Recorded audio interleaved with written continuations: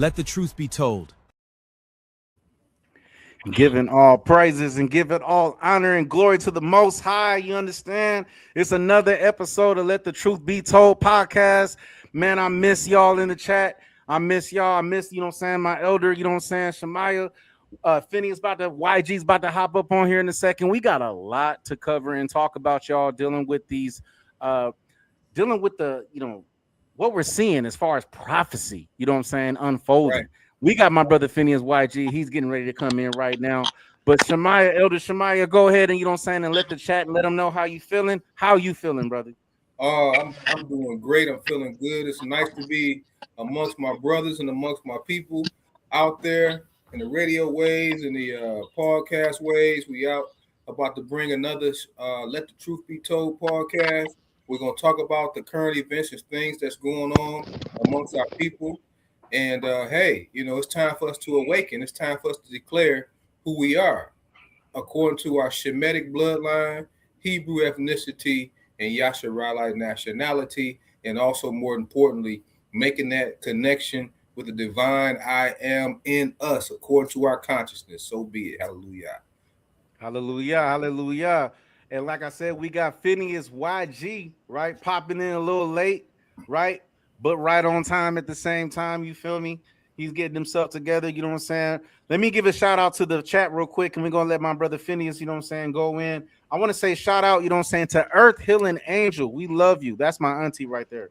I got a few internet aunties up on here, Elder. You know what I'm saying? Oh, She's okay. wonderful. You know what I'm Hallelujah. saying? I appreciate y'all. You know what I'm saying, my supporters for holding it down, you know what I'm saying, your guys' prayers.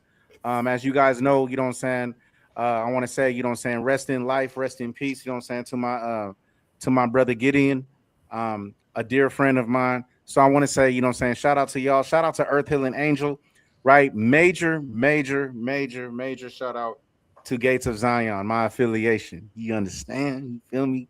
GOZ. You feel me? That's my affiliation. Don't get it twisted. You know what I'm saying? Y'all keep me in prayer, man. I miss my brothers, man. Lord willing, you know what I'm saying? My schedule's gonna clear up to where I can get back out there in the streets, but they holding it down. Make sure you guys go subscribe, right, to Gates of Zion. You understand? All praise to the most high, right? Shout out, you know what I'm saying? Like I said, my brother's up on here. He really the GOAT with it, y'all. Phineas YG in the building, you know what I'm saying? Put those W's in the chat for my brother Phineas YG. You feel me?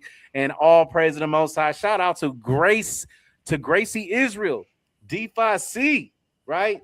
All praise to the most high. All praise to the most high. It's good to see you up on here. And everybody else, you know what I'm saying? That's up on here. You know what I'm saying? All praise to the most high. Let's get right into it. How you feeling? You know what I'm saying? Phineas. And real quick, shout out to Zachariah, you know what I'm saying? Ban Yashara, right? 48 16. You already understand what's going on. How you feeling, Phineas?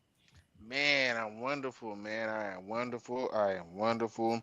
I hope everybody else is feeling the same exact way. As you guys know, we have another great show right here ready for you guys, man. It is Let the Truth Be Told, man. Sponsored by the United Nation of Yasharala. If you guys have not done so yet, please go to the website.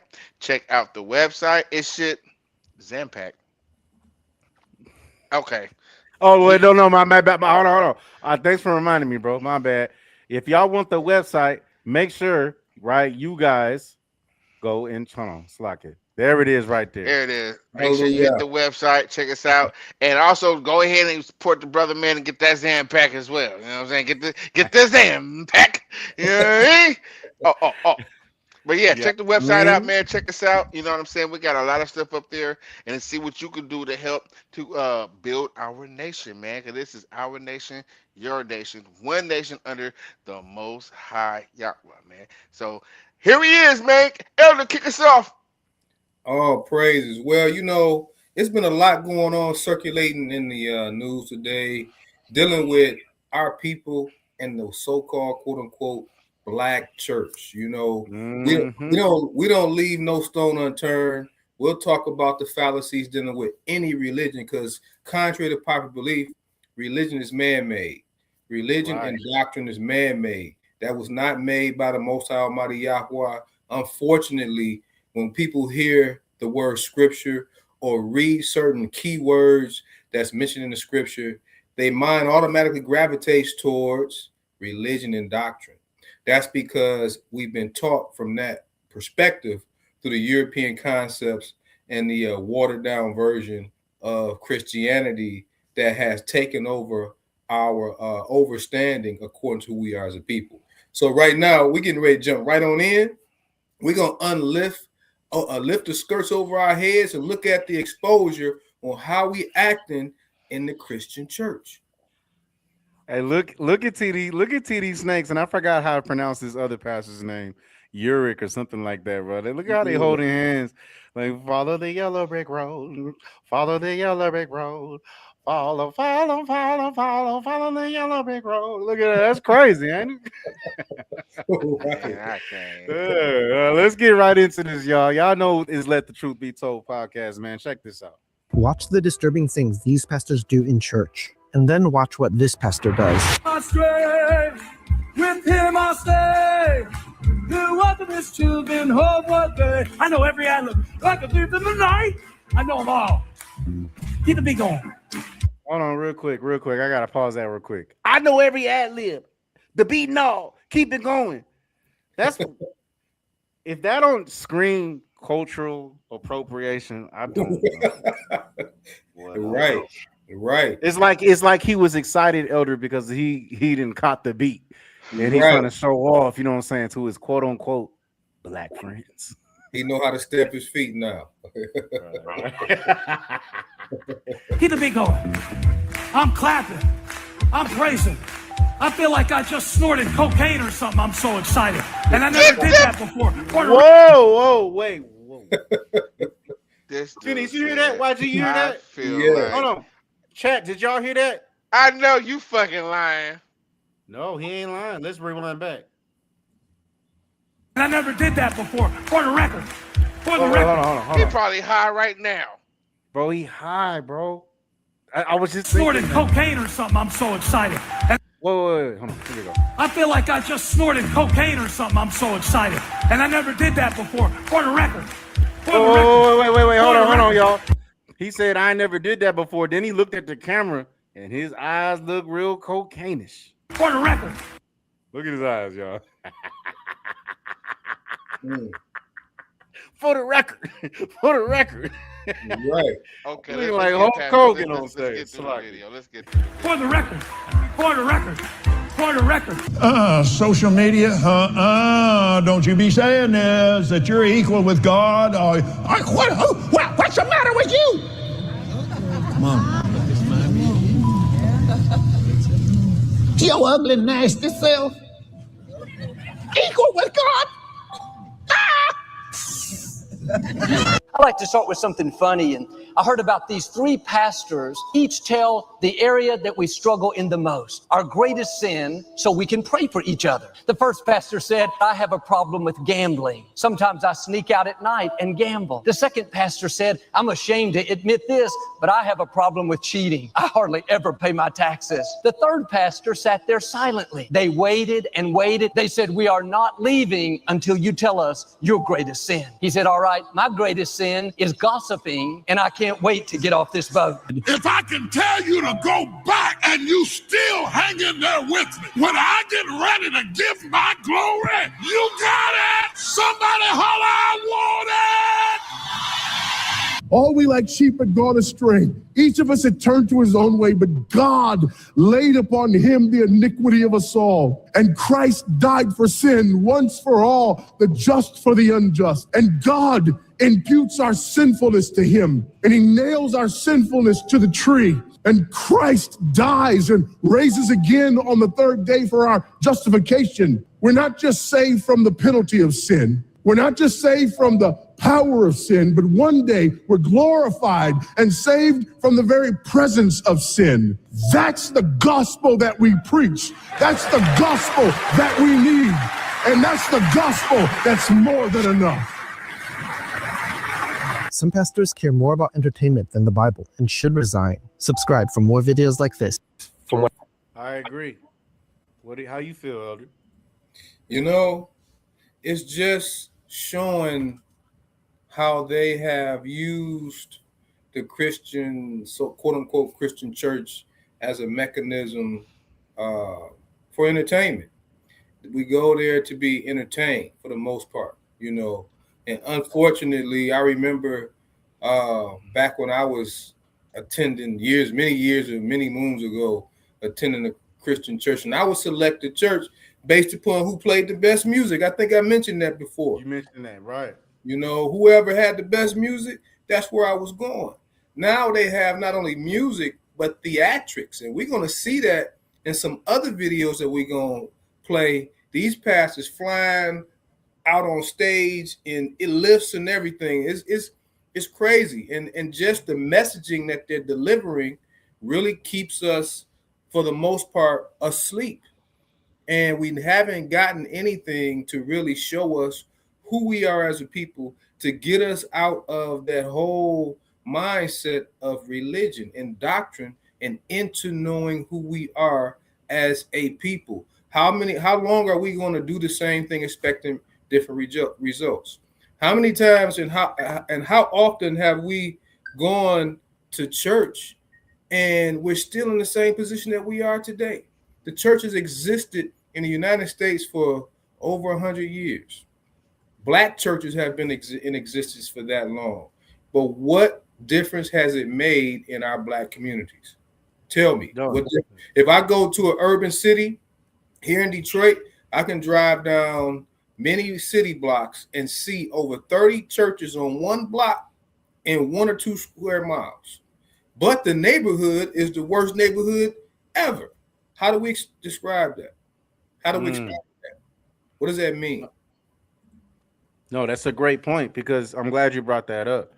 Like, what has the Christian church done for us? And all this stuff is, guys, is just another system that's set up to literally oppress us in the mind, oppress us physically, to the point where we can never rise.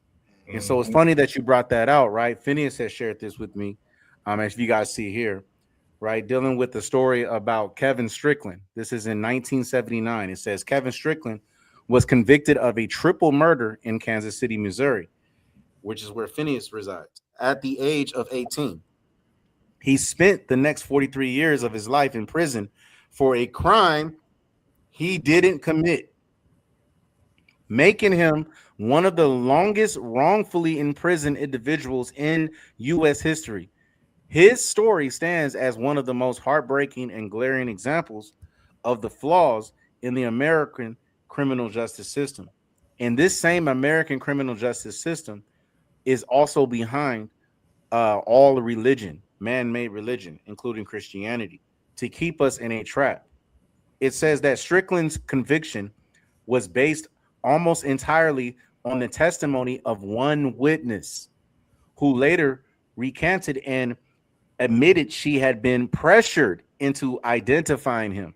There was no physical evidence linking Strickland to the crime scene, yet he was sentenced to life in prison without the possibility of parole for 50 years. For decades, Strickland maintained his innocence, fighting tirelessly to prove it, despite a system that seemed indifferent to his plight. What do you feel about this, YG? Well, as you know, we know why that happened to him, because the Most High, the earth is given into the hands of the wicked by the will of the Almighty, because we didn't do what we were supposed to do. So that is one of the curses that we must bear. And so, man, at the end of the day, like Elder said, man, all these churches on these corners, what has changed? Well, here's an example right here. And this was back in 1980, what, or 70 something? What was it? 1979. 1979. And guess what, y'all? This is still happening today to our people, right? Not saying that all are innocent and haven't done things, but this is just a clear example. Nothing has changed, y'all, and it's still going on today, right now as we speak. Nothing has changed. Nothing new is under the sun until we learn to accept our punishment, man. Yeah, that's facts. These things are going to continue to go on. And that's what we got to understand this, you know what I'm saying? Y'all who's watching in the chat, is that there's many traps, there's many systematic, you know what I'm saying, oppression that's literally looming over us as a nation of people. We have to be able to have the spirit of discernment to be able to view and see these things because it's thrown right in our face. And if I might add, that brother, and it came out when you further read on to the story that a judge did go over the case and exonerated all charges and let him go free. Now, check this out: the state of Missouri let him go free, but his life was taken from him. He's an old man. All his best years are behind him. There's no financial, I'm sorry, forgiveness, nothing. You just, hey, my bad, and you let go into the world. So here's the question. Not even a question, just to give you a clear outlook on that whole spectrum of what we just witnessed. Now, if he was innocent and had to do all those years, why would the Most High allow that to happen? This goes back to, when we were enslaved by the will of the Almighty, right? By the heathen and sold unto our enemies, that nobody shall buy you. Do you think every single Yasharallah individual was not keeping the law? No. There was some of us that was die hard. I'm gonna do what the Most High said, but guess what? Because we didn't do it as a nation, all you niggas gotta go. And you know what's sad is that as we see here, right? It says it literally says what you were just saying. It says Kevin Strickland's life was stolen, right? And that's clear evidence of what's going on. All right. And we've seen this with a lot of our people. We even see stories like this, you know what I'm saying, dealing with the prophets, dealing with, you know what I'm saying, mighty men, you know what I'm saying, of the Torah. And it says, but his exoneration is a testament to the enduring power of hope, resilience, and the relentless pursuit of justice. So this little part right here is right what the Bible, right, or what the Tanakh will say. I want to say it's like Psalms 55:21, where it basically says that they speak smooth words, right, to try to smooth this over. Right, they'll sit there and not take, you know, saying accountability for the fact that they've locked this man up, right, for false reasons, and then find out that, you know, what I'm saying, that he was not guilty, and so instead of doing everything in their power to try to make up for the years that was lost, right, which is pretty much damn near his whole life, they'll just put this little comment, right? Oh, he endured power of hope, resilience, and the relentless pursuit of justice. Well, that's not true justice. And until our people can understand that we have not received true justice, then we're not going to really self-reflect with ourselves to see what changes that we need to make and what mistakes that we're making, right, to be able to be an example to the rest of our people that's surrounded by us, because it starts with us first. And we have to be able to see the systematic oppression and the systems that they have set up to go against us, which is why we can't put our trust into God, like it says on the dollar bill, because that God is not dealing with the Almighty. But and not only that, you know, like for example, as we were looking at in combination with the other video and this one together, you know, they trust in the almighty dollar, but they trust in the Savior that's so-called Savior that's mentioned in the new book through Christianity. We heard that pastor say that, right? And we know that in the new book it says that JC was resurrected on the third day, right? Right. Do people out here in the chat, do y'all know where they pulled that from? I'm gonna share something with you. Come on with it, Elder. Was it Amos or Hosea? Hosea chapter 6. Yeah, go ahead and pull that up, Zamra. Yeah, Con, let me pull that up real quick. Because it's been a replacement. You want from the top, yeah. Elder? From the top? Yeah, from the top. From the top. It's been a bait and switch on everything, but from the top. I'm glad that you pulling that, Elder. All praises. Start at verse 1. All right, this is the book of Hosea, chapter 6, verse 1. It says, "Come and let us return unto the Almighty, for he has torn and he will heal us. He has smitten and he will bind us up." Now, let's say, come and let us. Us is plural, right? It's not singular. It says, let us return unto who? The Almighty. For he hath torn and he will heal us. Did it say one person or did it say us? That's the nation. Us. It says he hath smitten and he will bind us, plural, up. Read verse 2. Verse 2. It says, after 2 days will he revive us. In the third day he will raise us up, and we shall live in his sight. So that's again what they got in the new book concerning a singular son is actually in reference to you, O remnant seed, to you, O Yaakov, who's expiring to be Yasharallah. He said, after 2 days will he revive us, and in the third day he will raise us up, and we shall live in his sight. That's where that come from. But it's not talking about a singular individual. It's talking about a nation, oh Yasharallah. That's why y'all got to get out there and declare your bloodline, your ethnicity, and your nation. You need to go in that court system and declare who you are and tell them that you are Yasharallah. To give them your Hebraic first name to go along with it. Let them call you by what the name means. Because when they say Shemaiah Yasharallah, they saying he was heard by Yah. And Yasharallah is the salvaged lamb. Every time they say my name, that's what they're saying. In their system. And names carry a vibratory, words carry a vibratory energy, y'all. Didn't the Almighty say that death and life is in the power of the tongue?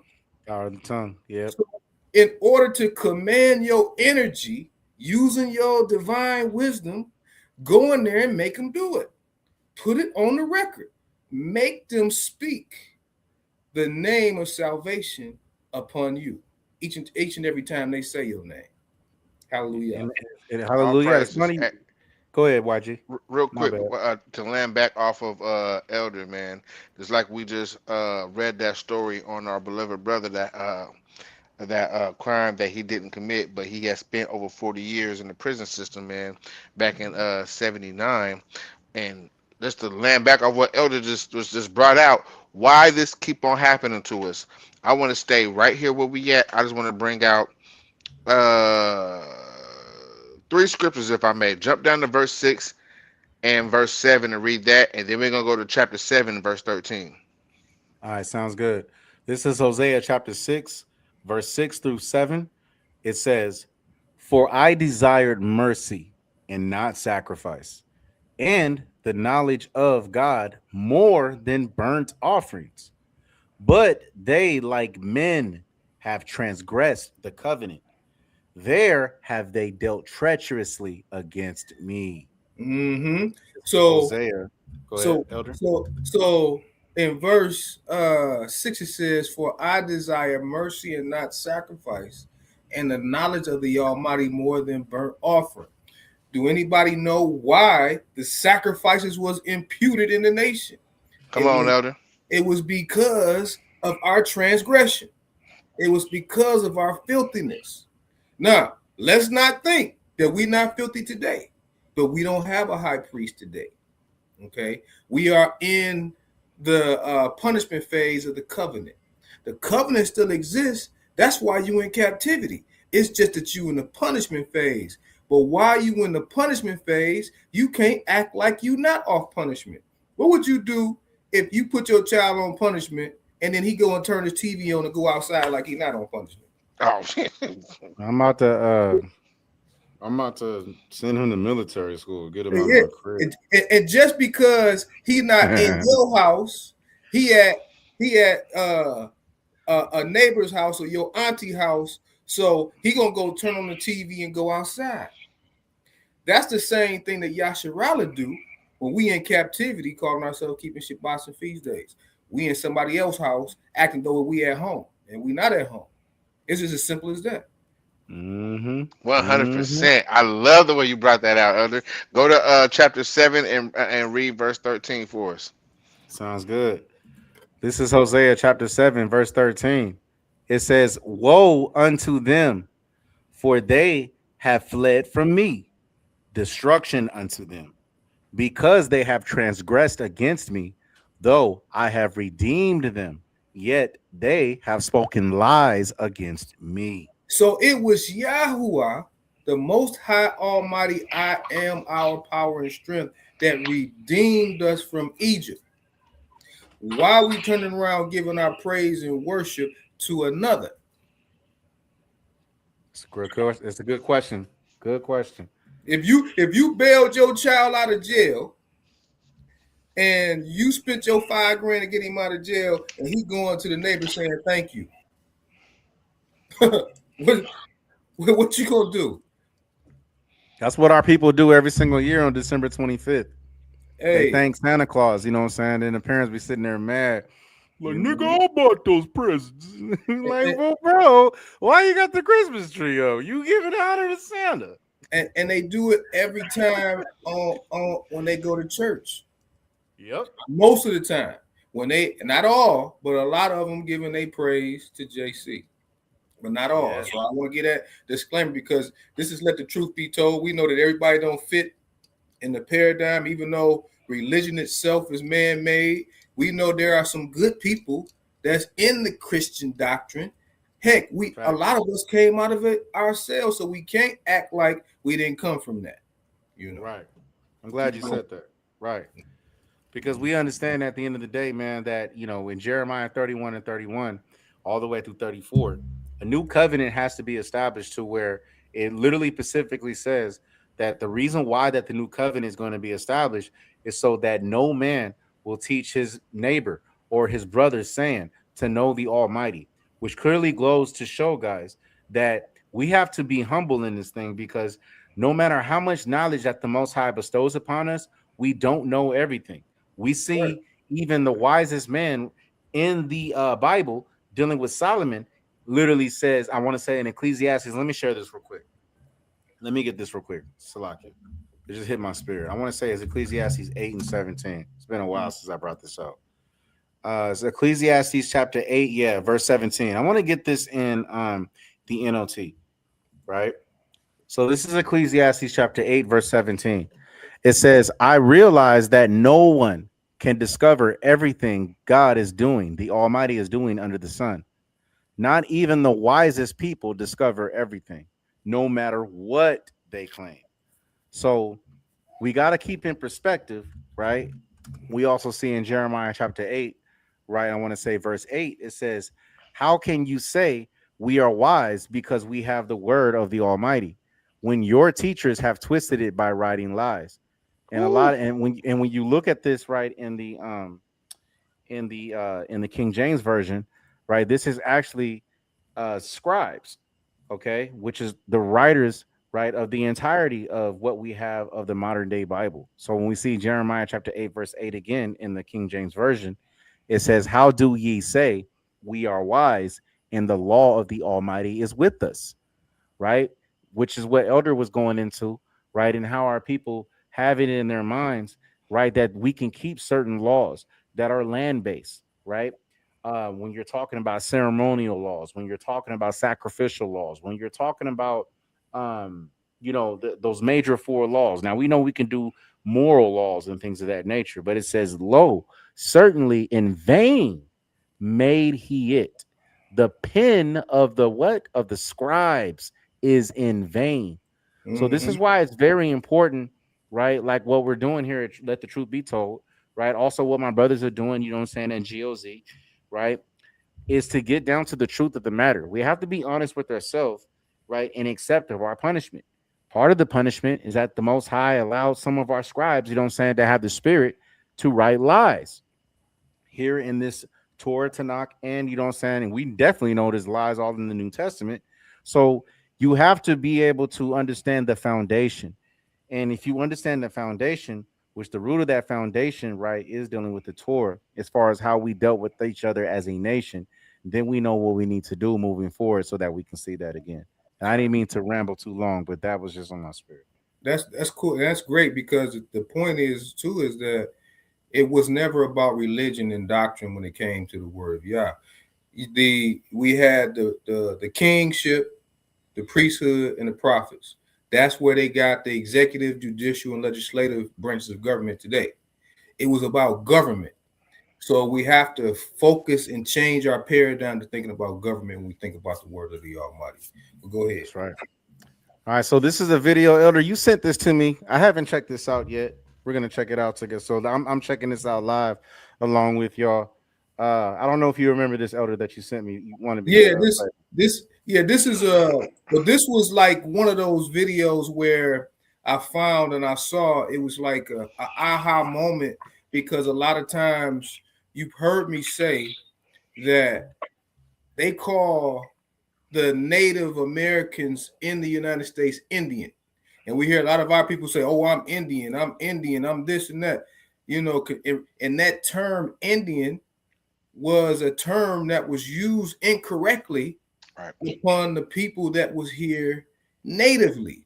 And the thing about it is, even those that subscribe to be Native American call themselves Indian. And I posed a question as to why. So play this video. Let's check this out. This was in 1937, y'all. 1937. A lot of y'all younger people may not know who Shirley Temple was, but she was a childhood white actress. Yeah, I remember Shirley Temple. Yeah. We honestly, I think us 80s babies probably the last real generation who know who Shirley Temple is. Yeah, for real though, bro. What's that song she sang? Rockin' and lollipop. Here we go. Yeah, bro. Yeah. Oh, badass. Here we go.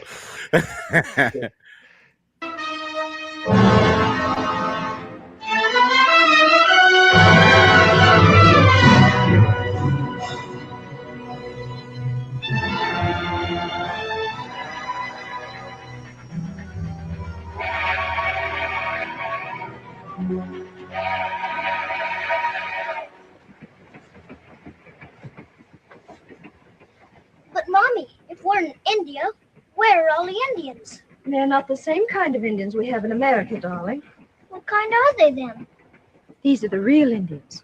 The ones back home were called Indians by mistake because when Christopher Columbus discovered America, he thought it was India. Then is grandfather an Indian? No, dear. He's an Englishman, a colonel in the army. You know that. Then why doesn't he live in England? Because Queen Victoria transferred him here.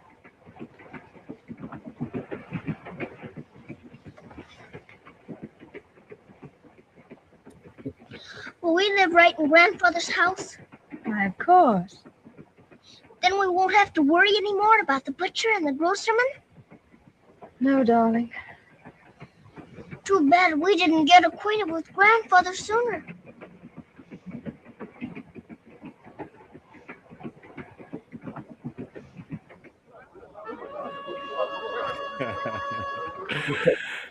Some gems dropped in there, though. Right, it's a lot of gems in there. You know, 1800 gems, y'all. See, in 1937, the white movie publishers put that in a movie that said that, look, Christopher Columbus thought he was in India. That's why he called them Indians.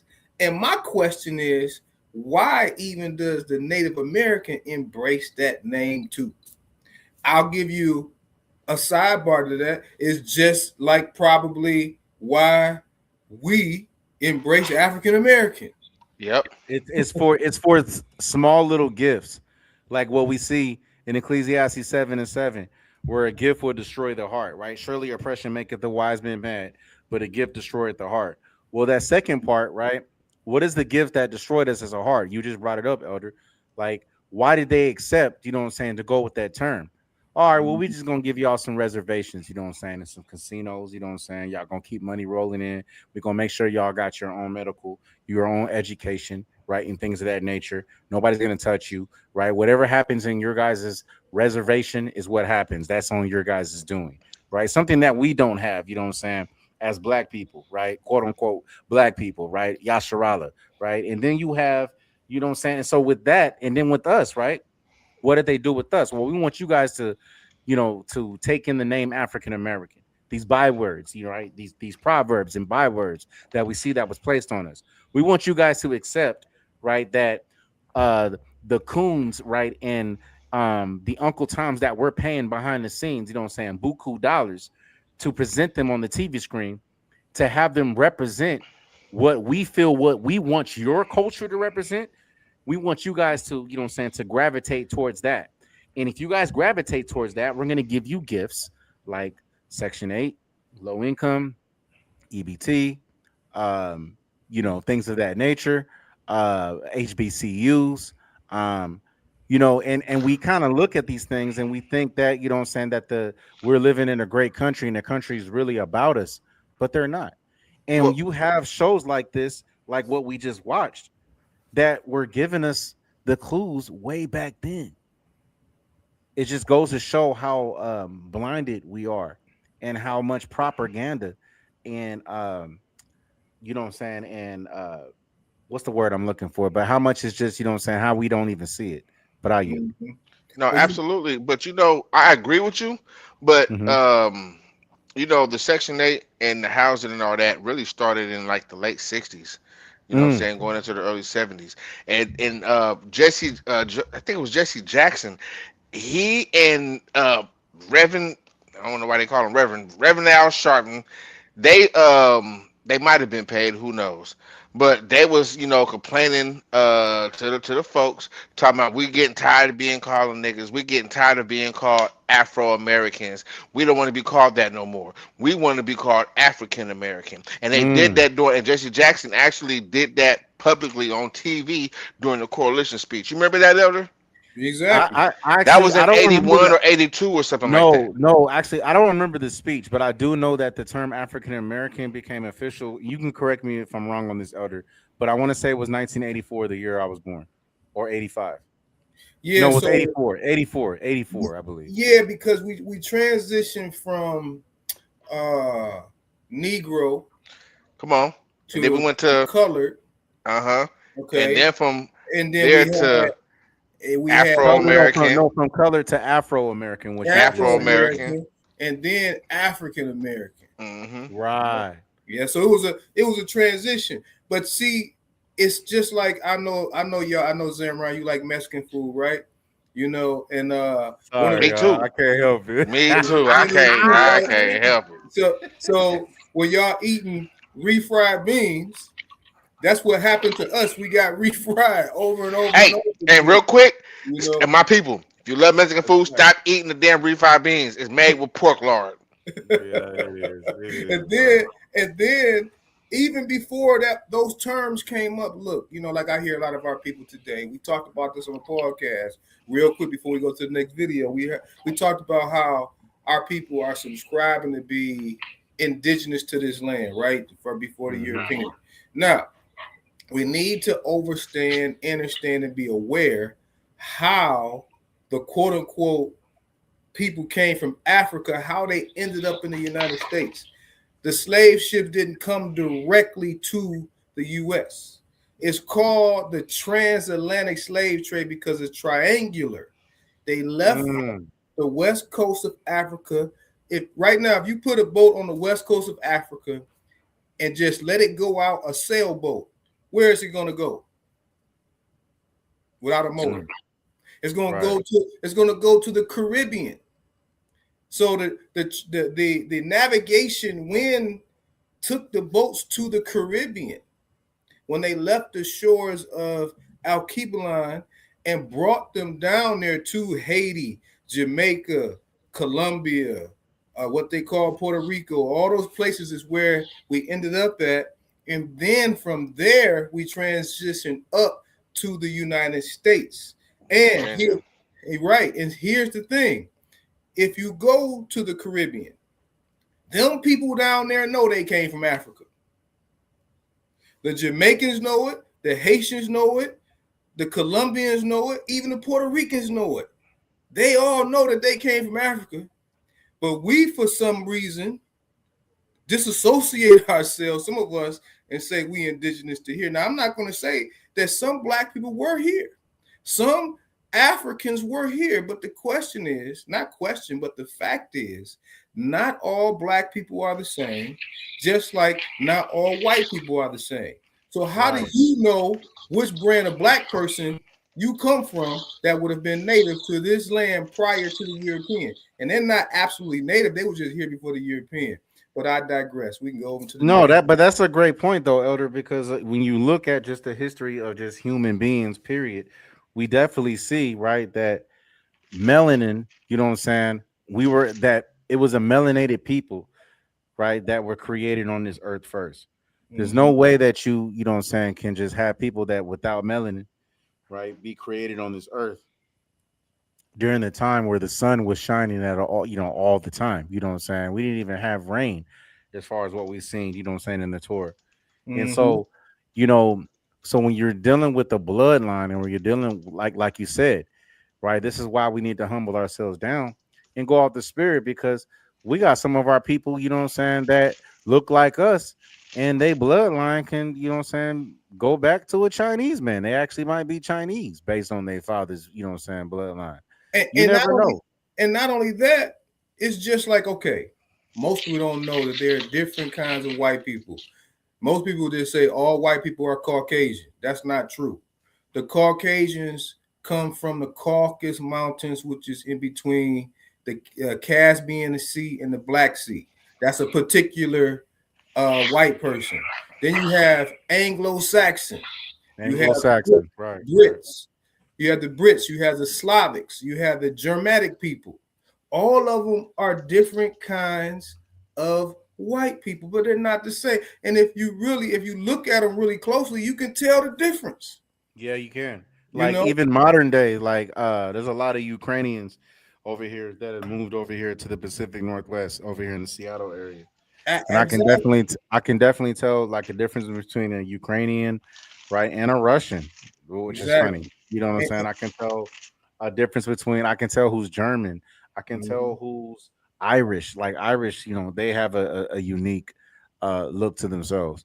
And so this is something that we got to realize, y'all. So and black people too, the people of black complexion or melanated complexion.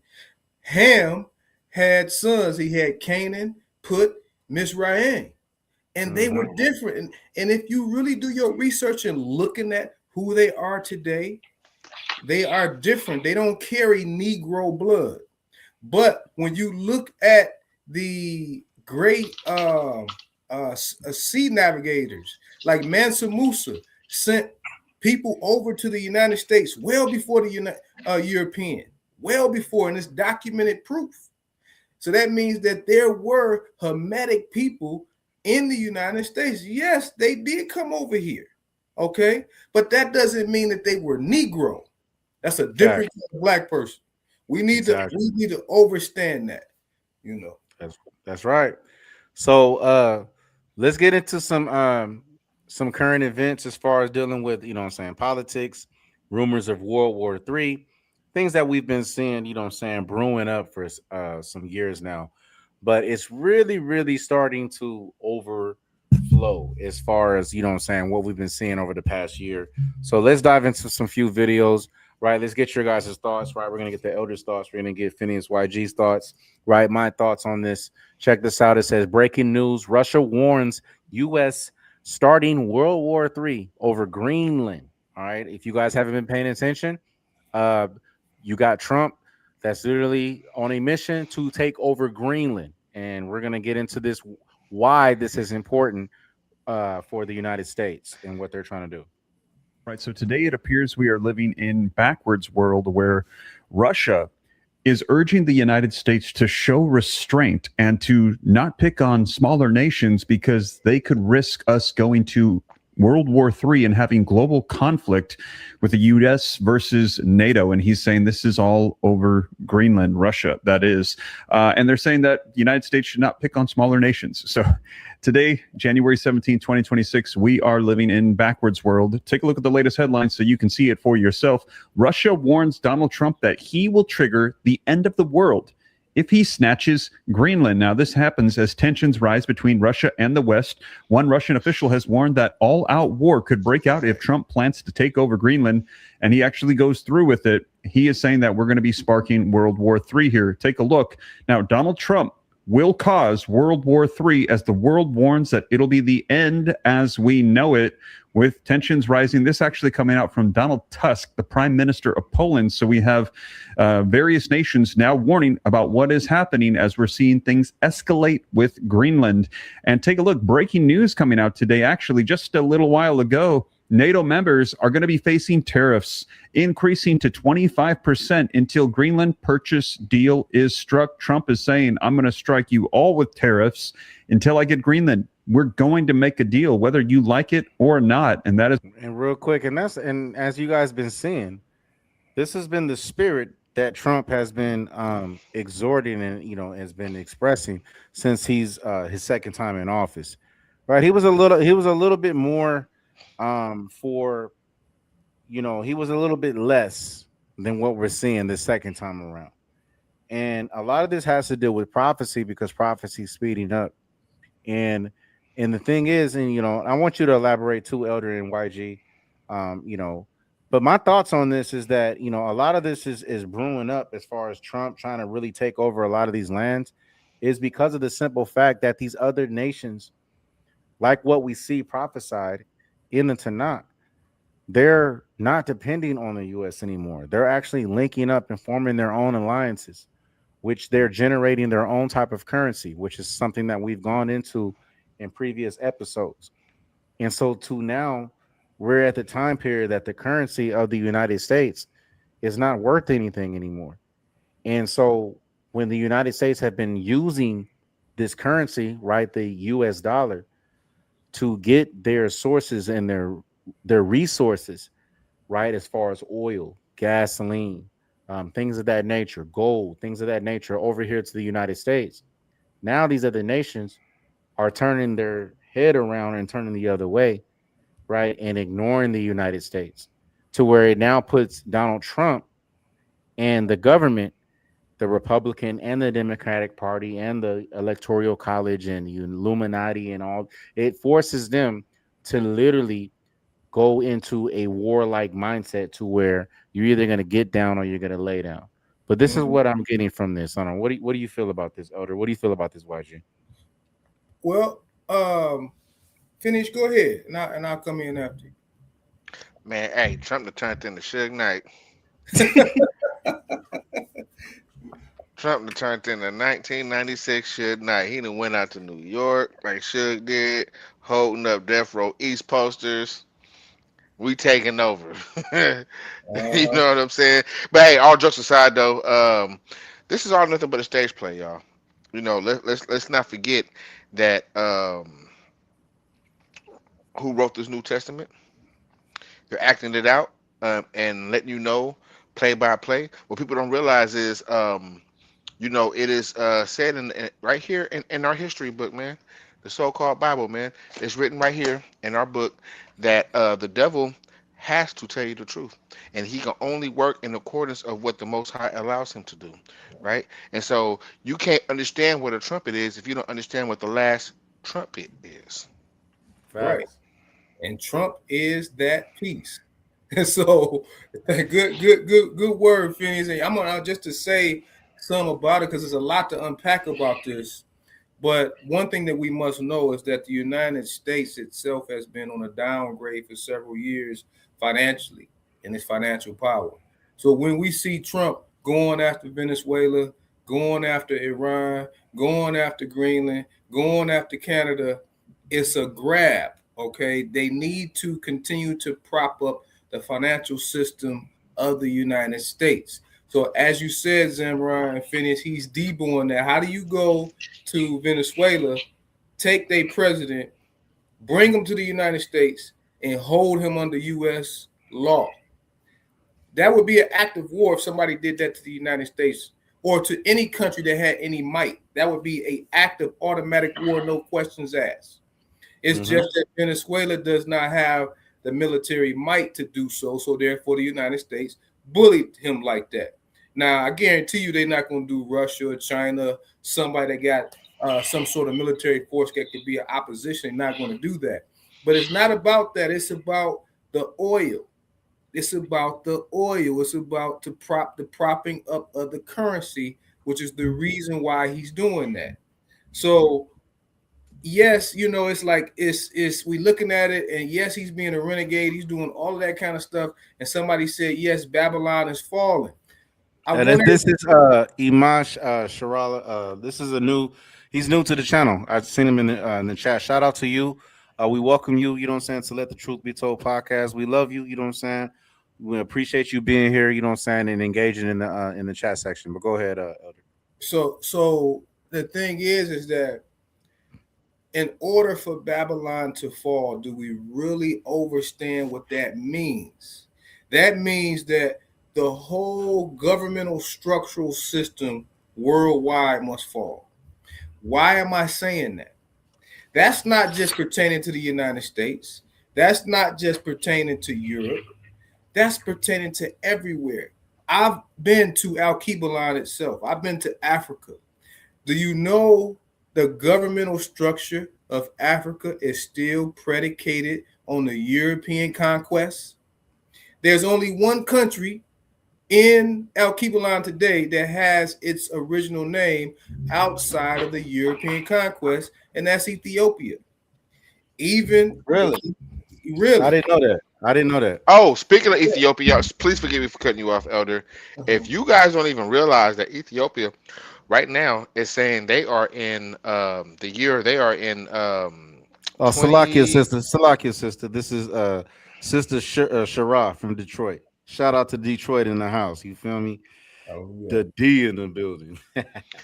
Ethiopia is operating on 2018 calendar time right now. Yeah. Yeah. But just to throw that out there. Okay. And so the thing is that I applaud the efforts of the countries that are waking up in Al-Kibalan. But the question is, why are they individual countries anyway? They individual countries because of the demarcation of Europe. It was divide and conquer. Every country over there that you in, you got to have a passport to go to the next country. If you in Liberia, you got to have a passport to go to Ghana. If you in Ghana, you got to have a passport to go to Gambia. Now, they have some other things that they have called an ECOWAS passport, which covers a few countries together. But the point is, the leadership in Al-Kibalan still operating on European concepts. Even, I know I love the efforts of President Ibrahim Traoré, but why is he even called a president? Where does that come from? It comes from colonialism, right? When you look, I'm gonna tell y'all right now, y'all take this to bed with y'all. The tools of your enemy that have brought you into captivity, you cannot use those same tools to deliver you. Facts. So if you cannot use the westernization management system for governments to deliver you out of this captivity, because you're going to continue to think like a Westerner, and they impregnated even those in Al-Kibalan to have a European way of thinking to govern themselves, and then they go in there and cause corruption, and that's why the things are the way that they are. Again, I applaud the effort, but when Babylon fall, y'all, that means the table is quite clean. The scriptures say the Almighty gonna wipe the earth as a man wipe a plate. That means that no government is gonna be what it is today. Let's let that be clear. That means you cannot run from the destruction that Yah is gonna bring on the earth. Whether you're in the United States, whether you're in the Caribbean, whether you're in Al-Kibalan, destruction is coming, and it's for you, oh Yasharallah, to declare who you are. That's how you put the blood of the lamb on you today, just like we did in ancient Egypt and putting the blood of the lamb over the doorpost. It's time for y'all to do it. Y'all giving us a little space to get that done. Y'all need to take heed to that message, but keep going. No, that's a great point. Right. Let's continue on this. That's why we're actually hearing Russia coming to the table saying, hey, Trump, calm it down.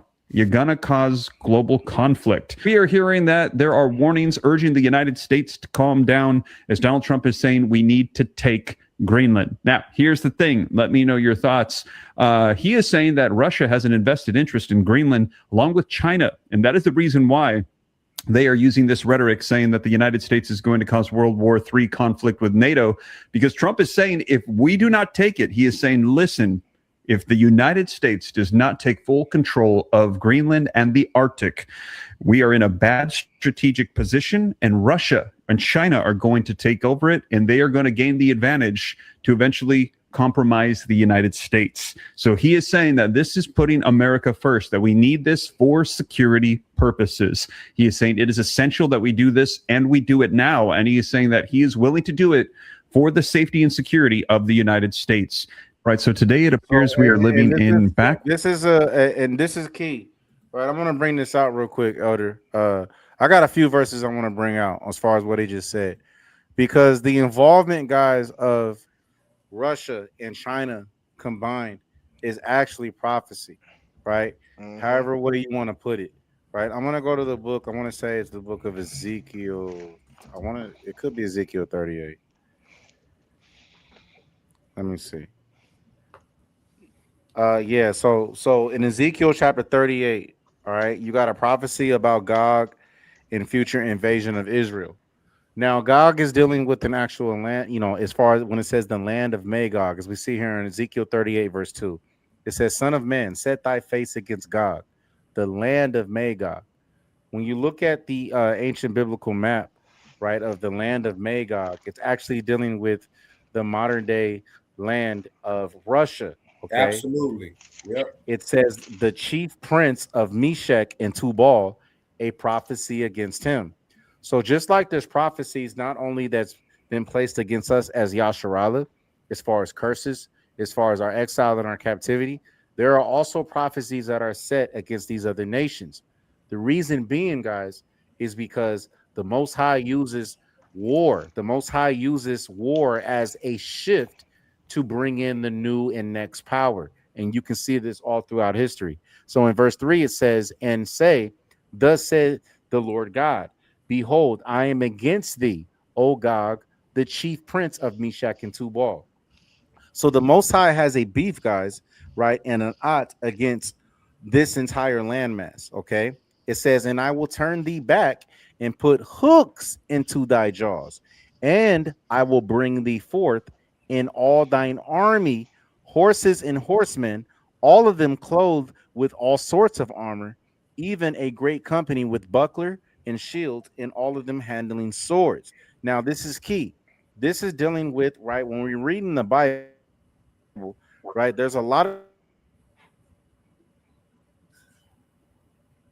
So when it says that I will turn thee back and put hooks into thy jaws, this is a metaphorical phrase that the Most High is using to show and how he's going to captivate, how he's going to control the spirits of those who are living in the land of Gog, when the Most High, or in the land of Magog, when the Most High wants this thing to kick down, which is why we're seeing a lot of war going over there right now.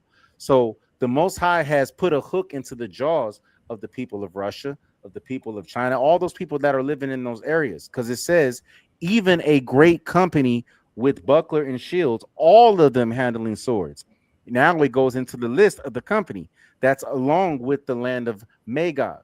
It says Persia, Ethiopia, Libya with them, right? When you look at those land masses of Persia, Ethiopia, and Libya, this is what you have with the so-called BRICS, okay? It says Gomer and all his bands, right?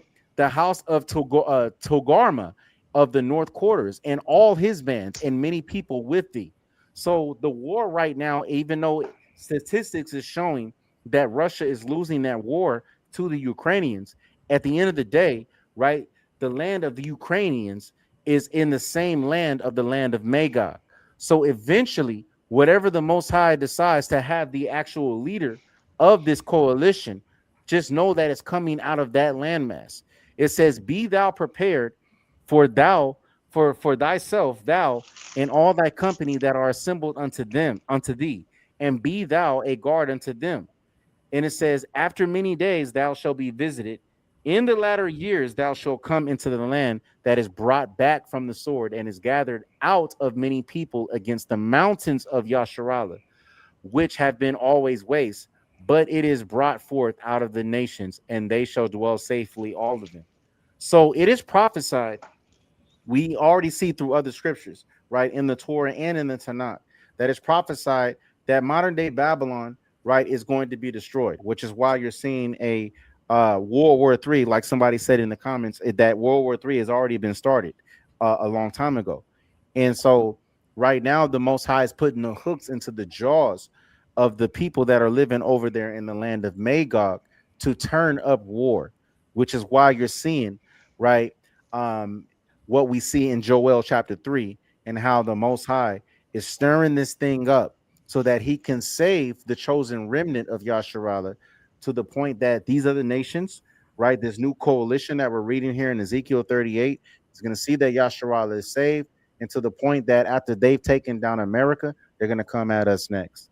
But this is what I'm getting from this. What do you got to say about it? I know I said a lot, Elder, but what do you got to say about that? So to bring it in too is, so Gog and Magog. Gog is the governmental structure, the leadership. Magog is the landmass. Okay. So when we looking at that, we have to understand why is it given this kind of prophecy at this present time. I'm gonna tell you where the seat that Russia sits in today. So when we look at the Greek Empire geographically, when you go to look at the Greek Empire and what it occupied, it occupied this. Later on, the Roman Empire took over the same landmass as the Greek Empire. After the Greek Empire fell, then you had the Ottoman Empire and the Byzantine Empire, which occupied the same area. Okay. Now, after the fall of the Ottoman and the Byzantine Empire, the USSR, I don't know if some people on here know what that is, United Soviet Socialist Republic, which they had that, that Cold War, that Soviet Union, absolutely. Soviet Union. And so that fell. And out of the ashes of the Soviet Union, Russia stayed in power, sitting in the seat of Gog. Wow. Okay. That's what you're seeing today. And when Putin told the United States, look, don't do that. Don't do that. What we are looking at, we know all the people that tune into our podcast know that we are Torah Tanakh only, right? But I'm gonna say we are truth only, because there are certain true things or things that we can get out of even a new book that talks about some historical things if we have eyes to see and ears to hear. For example, I'm gonna have you go to Revelations 13 for a second. All right, sounds good. Sounds good. Let's go there. Let's go to the book of Revelation chapter. You said 13, right? That's a good one. Correct. Yeah, man, that's a good one. That's a good one. This is the book of Revelation chapter 13. You want me to start before verse 10 or after verse 10? I want you to start actually at verse 1. Okay, sounds good. Come on, man. Elder's all about context. This is Revelation chapter 13, verse 1 in the New Testament. It says, and I stood upon the sand of the sea. Now, Paul, I stood on the sand of the sea. Metaphorically, he stood seeing the nations of the people. Keep reading. Hold on, let's hold on real quick to prove that, right? So that you guys know that we're not lying. I want to say it's in the same Revelation. Let me go to Revelation 17. I'm coming right back just to piggyback off what you just said, Elder.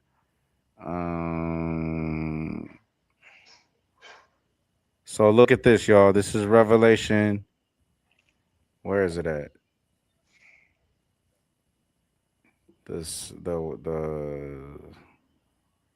Actually, it is in 13. It's in 13. Hold on. It's in the same chapter. I want to say it's verse 17. Salakia, y'all. No, it's not. God, I know what I'm looking for. It's been a while since I brought this out. Where it Paraphrase. basically says, where it basically says that the seas are that they're nations. Right, right. That's know in what I'm the saying, book as of far as Revelation. Yeah. Yeah. I want to say it's in this same chapter, but it's okay. Let's just continue. Salakia. When it comes to me, I'll get it. Okay. If y'all know what I'm talking about, put it in the chat. So it says Verse Revelation, 15. verse 15, right? Verse 15. There we go. I believe. It is. No. No, it's not. It's not verse 15. No, 17, verse 17, 15. There we go. Chapter My 17, 15. Yes. Yeah. Phineas YG to go with it. This is Revelation chapter 17, verse 15. It says, and he says unto me, the waters, right? Because we've seen as being referred to seas, right? So you see seas, water, they all intertwine with each other. It says the waters which thou sawest, right? Which is what elders bringing out, which we're reading in Revelation 13. It says where the horse sitteth are peoples and multitudes and nations and tongues. Mm-hmm. That's what I was looking for. Let's go Right. back to Revelation 13. And while you going back there, let the people know in the chat. Look, we don't throw the baby out with the bathwater. Yeah, we know how the new book is, but there are certain things in here that we can. If you got a connection with the I am, it will show you certain things that they hear that's actually talking about us and not talking about their doctrine. But keep going. Right, exactly. I don't get me started talking about that with where they talking about us on a lot of stuff. People don't even realize that in that New Testament, man. You know what I'm saying? They're calling brother Elijah the what is it? The beast, man. You know what I'm saying? When it talks about in Revelations that he will speak great wonders and bring fire down from the sky. The only person I know that brought fire down from the sky was come on now. And it was the Most High. He was the only one that I read who could bring the Most High down here. Not could bring, but ask the Most High to come down here. And the Most High, every time he came down here, how did he come? With fire. Come on, man. Yeah. This is Revelation chapter 13, verse 1 again. And I stood upon the sand of the sea, the sand of the nations, and saw a beast rise up out of the sea. Now, the beast that rose out of the sea is a government. And the sea is the people. Keep reading. Having 7 heads and 10 horns, and upon his horns 10 crowns, and upon his heads the name of blasphemy. Now, today I'm not going to go through it, but on a history lesson, I can show you this is the Roman Empire that is speaking of. Keep going. Right.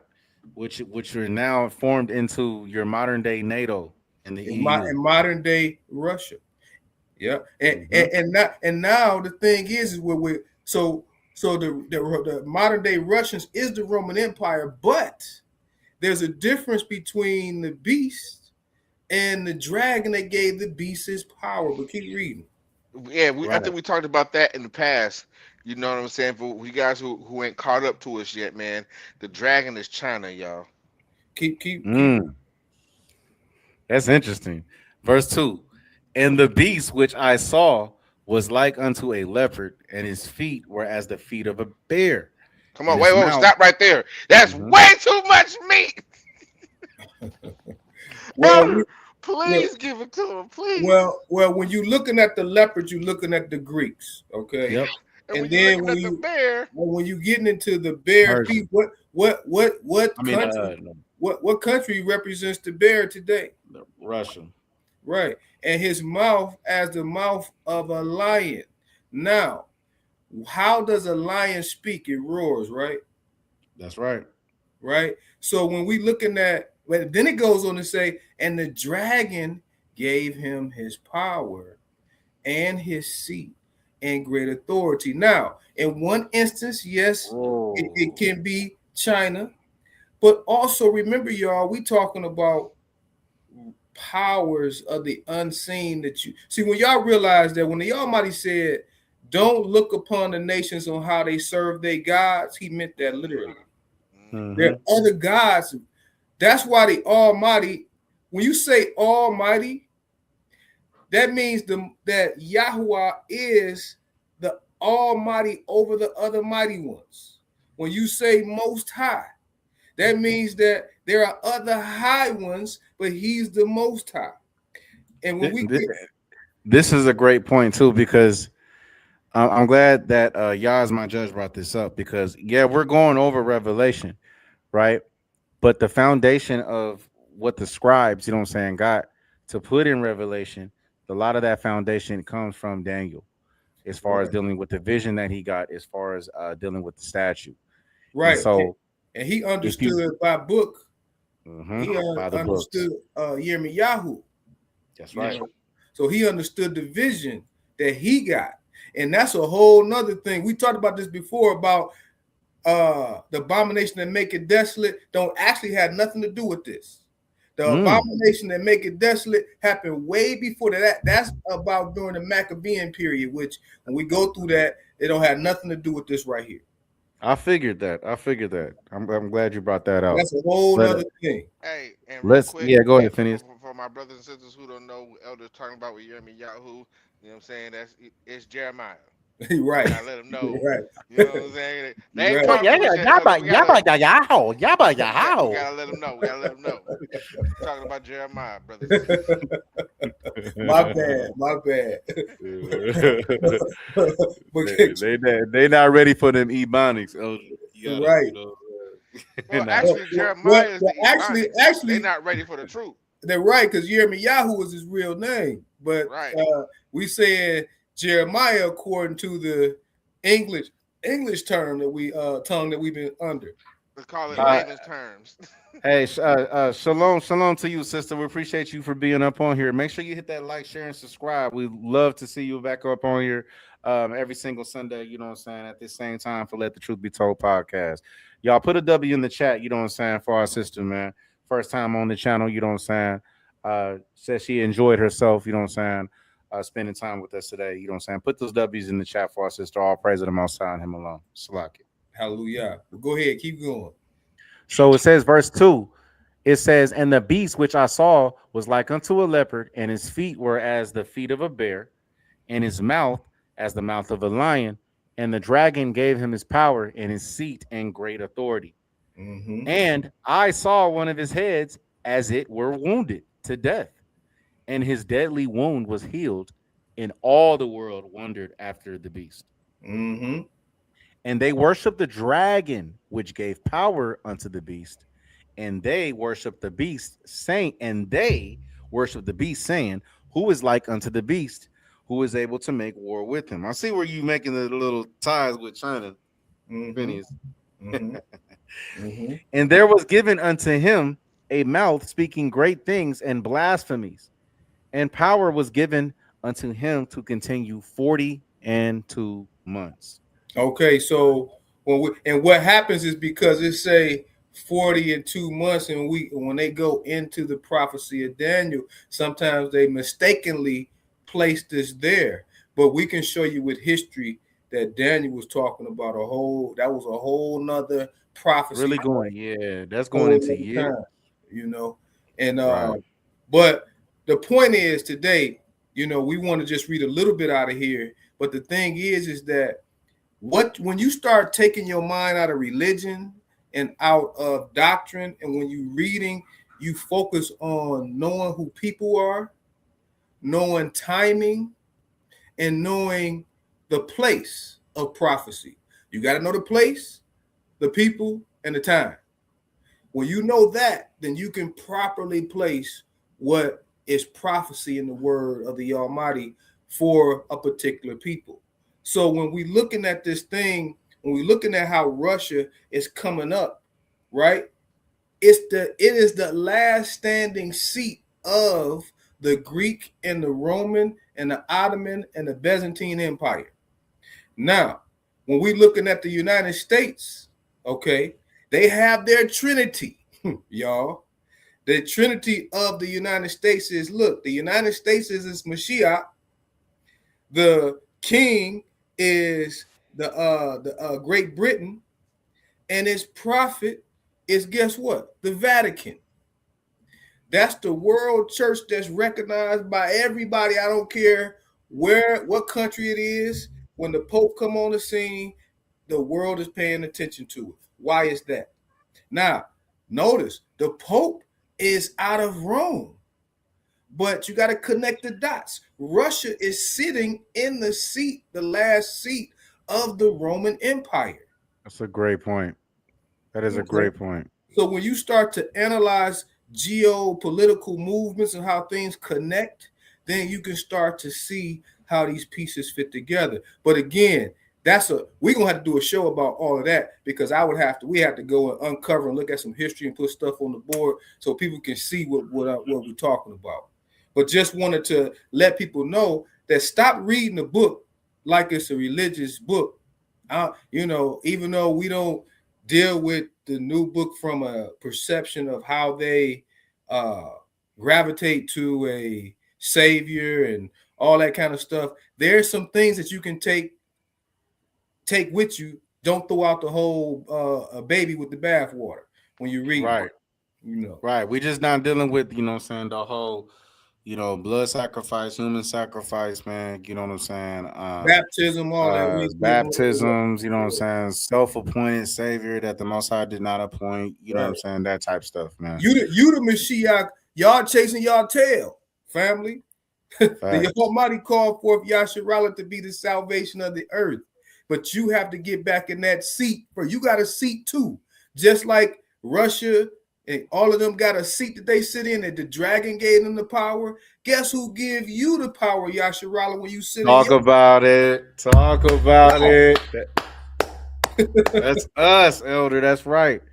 Absolutely. So let's get into this video real quick. You know what I'm saying? I appreciate y'all in the chat rocking with us on Let the Truth Be Told podcast, man. Like I said, we getting into any and everything, man. Make sure you guys, you know what I'm saying, as we play these videos, drop your guys', you know what I'm saying, thoughts, your comments, you know what I'm saying, on the things that we're discussing, the things that we're showing, you know what I'm saying, all that, you know what I'm saying, help supports and push this in the algorithms. I love y'all, you know what I'm saying. Let's continue to get into this. Let's check this out. Black people in America, whether enslaved or free, cannot be U.S. citizens. I want you to hear what I just said. I just said it. Black folks in America, whether you were enslaved or freed, cannot be U.S. citizens. Hear me out. Don't call me a racist just yet. It's the best thing for you, and you need to understand the relevance of it. Okay, the overturning the Dred Scott, the 14th Amendment clause was designed to reverse the... Come on, hey, I be finding the good stuff, huh? Come on, Elder. So one correction of what he said. The ruling in the Dred Scott case was black people, whether slave or free, could not be citizens. Not U.S. citizens, but citizens. There's a difference. What is that called? What is that called? The what Scott case? What is it Dred called? Scott. The Dred Scott ruling case. What it was Dred Scott was a slave born in Virginia. His slave master took him from Virginia to Missouri, and when he got to Missouri, they were the abolitionists. I'm sorry, to Illinois. I got it. All of that was part of the same ownership in Missouri at that time. All right. So it says the Dred Scott decision issued by the U.S. Supreme Court on March 6, 1857, ruled that Dred Scott, an enslaved man, was not entitled to his freedom, and that African Americans could not be considered U.S. citizens. Dred Scott was an enslaved person who had lived in free territories like Illinois and the Wisconsin Territory with his owner, an army physician. After returning to Missouri, Scott sued for his freedom, arguing that his time spent in free territory entitled him to emancipation. The case eventually reached the U.S. Supreme Court after lengthy legal battle. Go ahead. So I want to make sure that I want y'all to look 1857, right? 1857, what you just had on the screen, it says that rulership came in, right? I want you to pull up Google when the U.S. citizenship started. I'm gonna pull it. Let me get that real quick. When did what? U.S. citizen start? U.S. citizenship start. Okay. What year did it start?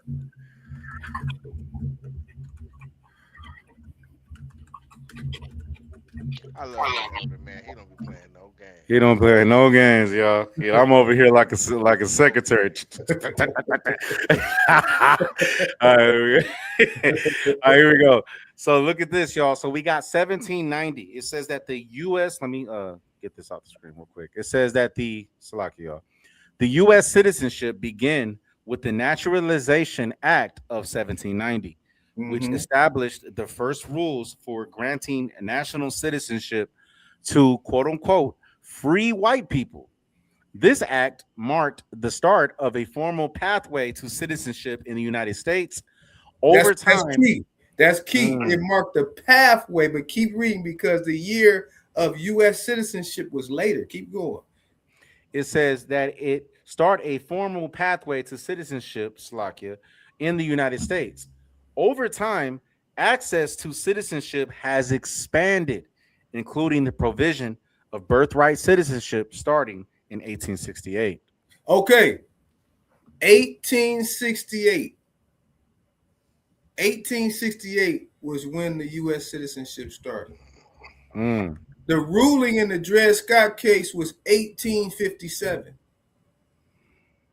So when they ruled, actually, when you go, because that law is still on the books, when they ruled that Africans could never be citizens, free or slave, in 1857, that was before U.S. citizenship. Somebody put 1865, but the point is that it was the U.S. citizenship was after that ruling came in Dred Scott. So the question to everyone, what kind of citizenship was it talking about when it said that Africans, free or slave, could not be citizens? It wasn't U.S. citizenship. You know what it was? What was it? State citizenship. Oh, that makes sense because you've been going into that for a few episodes, talking about the state that you live in is basically the God that you know what I'm saying that's governing you. Right? Yeah, that power that's governing you. And each state is its own sovereign nation. That's why it's called the United States, because each nation came in its own. There's a convention called the Hague Convention. Every governor of the United States has to go in representation in the Hague Convention for themselves. Like you got Hague countries and not Hague countries, but all the governors from the United States got to go because each state is its own sovereign entity. You ever thought about why does each state have its own constitution? Because they have actually state governance is higher than U.S. governance. Is just that the state is in the pockets of the United States financially. So then they give up some of their sovereignty for U.S. dollars, for the U.S. backing. You know. So real quick, I pulled this up, Elder. So we got the Hague. I'm glad I spelled it right. Right. We got the Hague Conventions, right, of 1899 and 1907, just to kind of give, you know what I'm saying, those who's watching a little bit more of an insight. It says that the Hague Conventions of 1899 and 1907 are a series of internations negotiated at the two international peace conferences at the Hague in the Netherlands. Interesting. It says, along with the Geneva Conventions, the Hague Conventions were among the first formal statements of the laws of war and war crimes in the body of secular international law. A third conference was planned for 1914 and later rescheduled for 1915, but it did not take place because of the start of World War I. And as you look at these pictures, Elder, right, as you see, it's kind of similar as far as the secret society type of meetings that they've had, even all the way back, you know what I'm saying, dealing with crafty counsel in Psalms 83. Right. When you guys look at these pictures, let me scroll in just a little bit. Right. I want you guys to see something. Not everybody is going to be invited in a room like this. When you look at the images in the background of this room, right? It's a lot of history dealing with how our oppressors, you know what I'm saying, ran the world, how they conquered and things of that nature. So you're dealing with a room full of people. You see everybody dressed up in black and white, which showing you their allegiance, right, to the Masonic, you know what I'm saying, temple and things of that nature. Right, that can be another episode we can get into. But This is what you guys are seeing when you guys are reading the book of Psalms 83 and it's talking about crafty counsel. To put it in a nutshell, as far as dealing with the visual aspect, this is exactly what it's talking about. Okay, this is what crafty counsel looks like. Men that you are not going to see walking around in your everyday neighborhoods, and you're going to see in your local grocery stores. These are men that control the quote unquote power. Okay, what Elder's going into, that are making the decisions to keep them in reign. All right, that keeps us low and at the bottom toll. But I yield. And so to prove the point, if you go to your Secretary of State office, let's just say you want to travel to another country. Mm-hmm. Each state has its process of authenticating a document. There's two forms of authentication. There's an authentication and there's an apostille. What is apostille? What does that mean? So apostille is a certain form of authentication. So when a country is part of the Hague Convention, then when you go get a document authenticated, it's called an apostille. But when the country is not part of the Hague Convention, it's just authenticated. This carries a similar weight, but you got Hague countries and non-Hague countries. You could research that too. But all Hague countries, if you're leaving from the United States and you want to have a document carry some weight over in another country, you have to get it apostilled or apostilled, or however they say, but it's apostille the correct term. Some people say apostle, but it's apostille or authenticated. And when you get, they put a certificate on it, they seal it, they stamp it, and it goes right into your document, and you can't remove it. Once you remove that seal, then it's no longer certified for that country, okay, that you're going to. And so the governance of each state has its own process when they doing that document for you. Now, the United States Secretary of State office in Washington, D.C. also has its authentication process. They have an apostille and authentication. So you can get a state authentication and apostille, and you can get a federal authentication and apostille. You can get it on top of each other at the same time, and you can use those in different countries. So just to let you know how this system is all one. Babylon got to fall. The system is all one. You cannot use the tools of your oppressor to free you, Yasharala.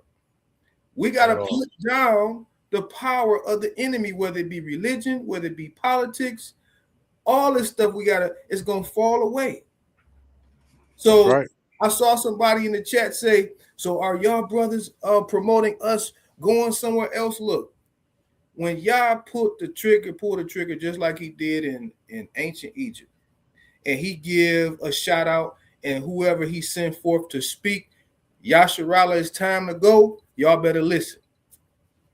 Because at that point, if you don't listen, you're going to be just like in ancient Egypt when Moshe and Aaron told them to put the blood over the doorpost and the angel of death, so the angel of death would pass over them. Y'all know Yasharala today. Y'all know y'all people today. Y'all know doggone well that all of us did not put that blood over the doorpost. And so that the firstborn of many of our people died that day because we were disobedient. And so the same thing now, y'all. Y'all need to cover yourself under the only name of salvation that's here. It ain't JC.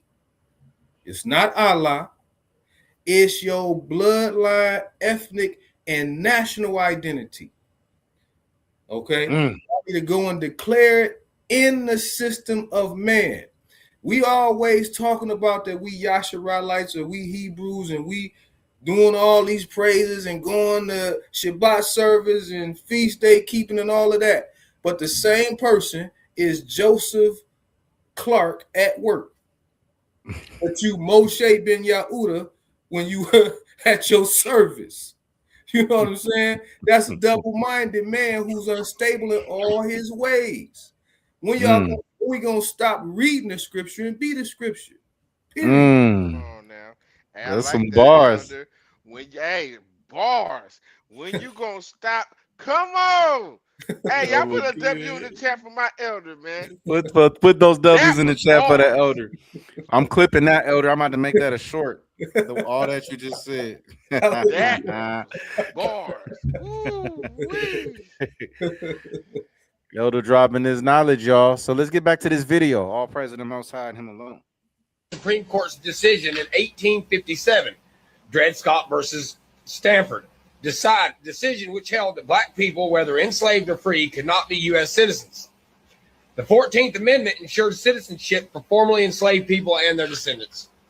So you black people in 1857, right before the Civil War started, treaties made in pursuance thereof, Supremacy Clause, says that you're free. Says that you are not even allowed to be a U.S. citizen.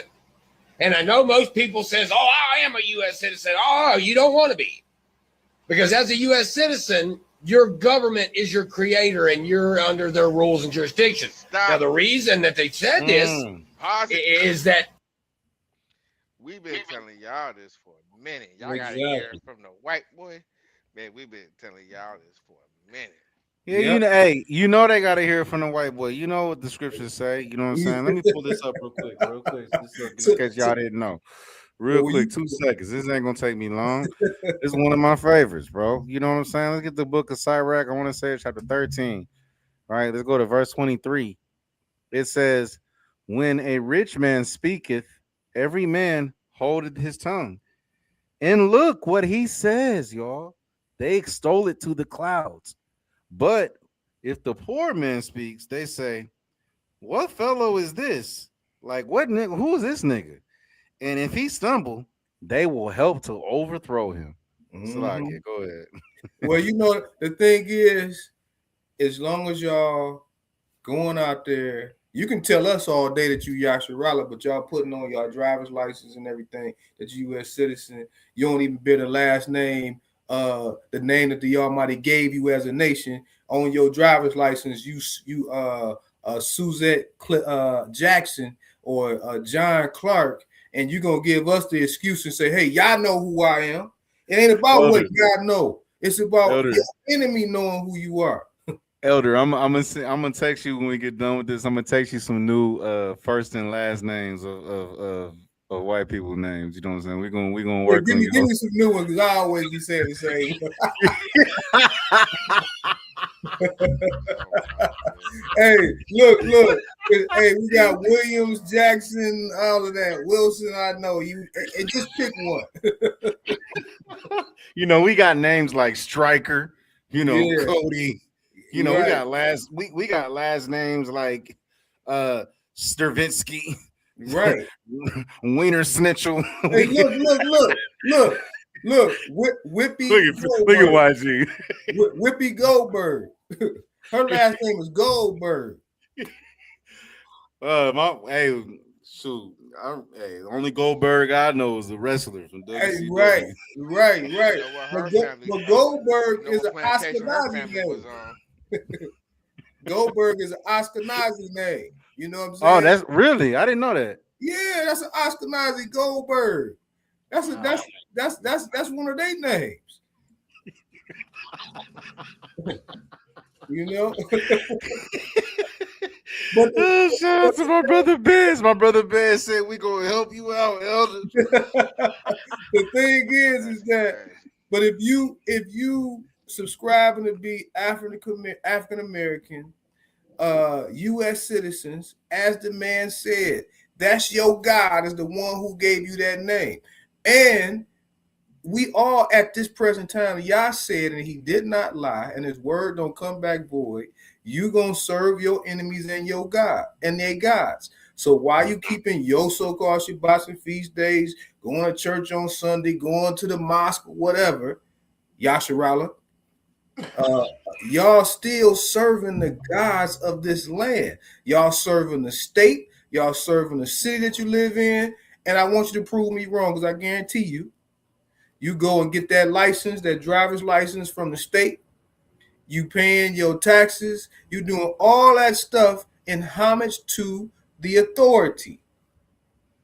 That's right. That's a fact. You can't get around it. Yah will not be mocked. When he said you're going to serve your enemies and their gods, who going to stop that?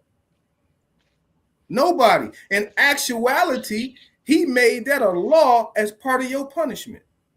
Hey, man, I'm glad you said that, because the punishment is so detailed and so thorough that it's you might as well say it's a law that was established on us. You know what I'm saying? Mhm. Like, what happens when you break the law? Just even in modern day times, there's punishments that's come with it. So when you're dealing with the law, right, or just with the word law, the whole idea of it, right, it's dealing with what my brother Bez says all the time. You know what I'm saying? Of GOZ, is stipulations, right, based upon stipulations, right. I present this. And whatever decision that you decide to make, there's two different type of decisions that you can make as a nation or individually. Whatever decision that you decide to make is going to determine the type of impact or the type of outcome, right, that comes your way, whether that's positive or whether that's negative. And when you look at us as a nation, clearly we've been making the wrong decisions, which is why we've had nothing but a negative impact on us as a nation. And here, truth be told, we're trying to bring this truth out so that we can bring more positive impact, not only within us, within our families, but with us as a nation, so that the Most High can see this thing, man, speed this thing up, and get us up out of here, bro. I see YG. He got his license up there. No, Elder, hold on. You ain't gonna block your stuff out. Don't you do it. I'm gonna try to. Let me see. We're not telling y'all nothing that we haven't done, y'all. Right. Right. So yeah. So when y'all see Shemaiah, that's see me on here as Shemaiah. That's really who I am. You know. I'm catching up, y'all. I'm catching up, y'all. Elder and YG been on my head, bro. I'm catching up. I promise y'all. I'm catching up. I don't know if I can get it right. I don't know. My ID gonna be next. Can you see it? Yeah, I can see it. Yeah, that's my name on there. Yeah, LD, you look like a ex Compton OG on that picture. Hey, I got some stories that Elder told me. Hey, a real OG. This Elder. Hey. Y'all know Elder's still in shape and beat your ass out here. Y'all better be careful. You know it. Hey, look, I know too. Elder don't want to don't spill the beans, Elder. Elder about to give y'all his whole lineup, you know what I'm saying, who he came up with. All right, let's push play. Go ahead, YG. Back to the matter at hand, man. Y'all see, hey, run the video back just a tad bit, and then let's continue, man, before we expound on that. All right, got you. Here we go. Treaties made in pursuance thereof, supremacy clause says that you're free. Says that you are not even allowed to be a U.S. citizen. And I know most people says, "Oh, I am a U.S. citizen." Oh, you don't want to be, because as a U.S. citizen, your government is your creator, and you're under their rules and jurisdiction. Now, the reason that they said this is that you were brought here, bought and paid for. You were a slave. Immigrants come here either illegally or legally. Are you with me? To better their life. You didn't have that option. That's why you wasn't even allowed to be a U.S. citizen. So you was free from 1857 from this Supreme Court case, which the Constitution and all them white people that y'all hate freed you. Y'all just didn't catch the memo. The federal government created a war, and then they fucking designed an amendment that completely conflicts with the supremacy clause. Positive. Treaties made in pursuance thereof, the Constitution is the law of the land. Elder, you can go into this way better than I can. Please break that down for me. So, you know, when he was talking about our people, you know, you're not U.S. citizens, and that's your God, he's right. And the thing about it is that what he's trying to tell you is this. They ruled that you could not be a U.S. citizen. That rule is, or be a citizen at that point in time. They ruled. That was the rulership. In their own law, what he's saying is that you can use that to your advantage when you go into their system and say, hey, look, your court said that an African, free or slave, can't be a citizen, and that's still on the books. It's Chief Justice Taney who ruled that in 1857. I think it's Taney or Tanal. I might be pronouncing the name wrong, but that Chief Justice ruled that in 1857. And what he's saying is that that law is on the books. You can go in there, you got your card to say, look, I'm not a U.S. citizen. Y'all said I'm not a U.S. citizen. Y'all said I could never be a U.S. citizen. So I'm just going to keep you to your word. Roger Taney. Yep. That's the Chief Justice. So it says Roger B. Taney served as the 5th Chief Justice of the United States from 1836 until his death in 1864, and is best known for his controversial ruling in the Dred Scott case. Yep. So these are facts that we bringing out, y'all.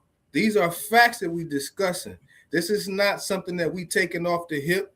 This video that Brother Phineas found is dropping a lot of nuggets out here, but it should tell you, it's shaking your cage, y'all.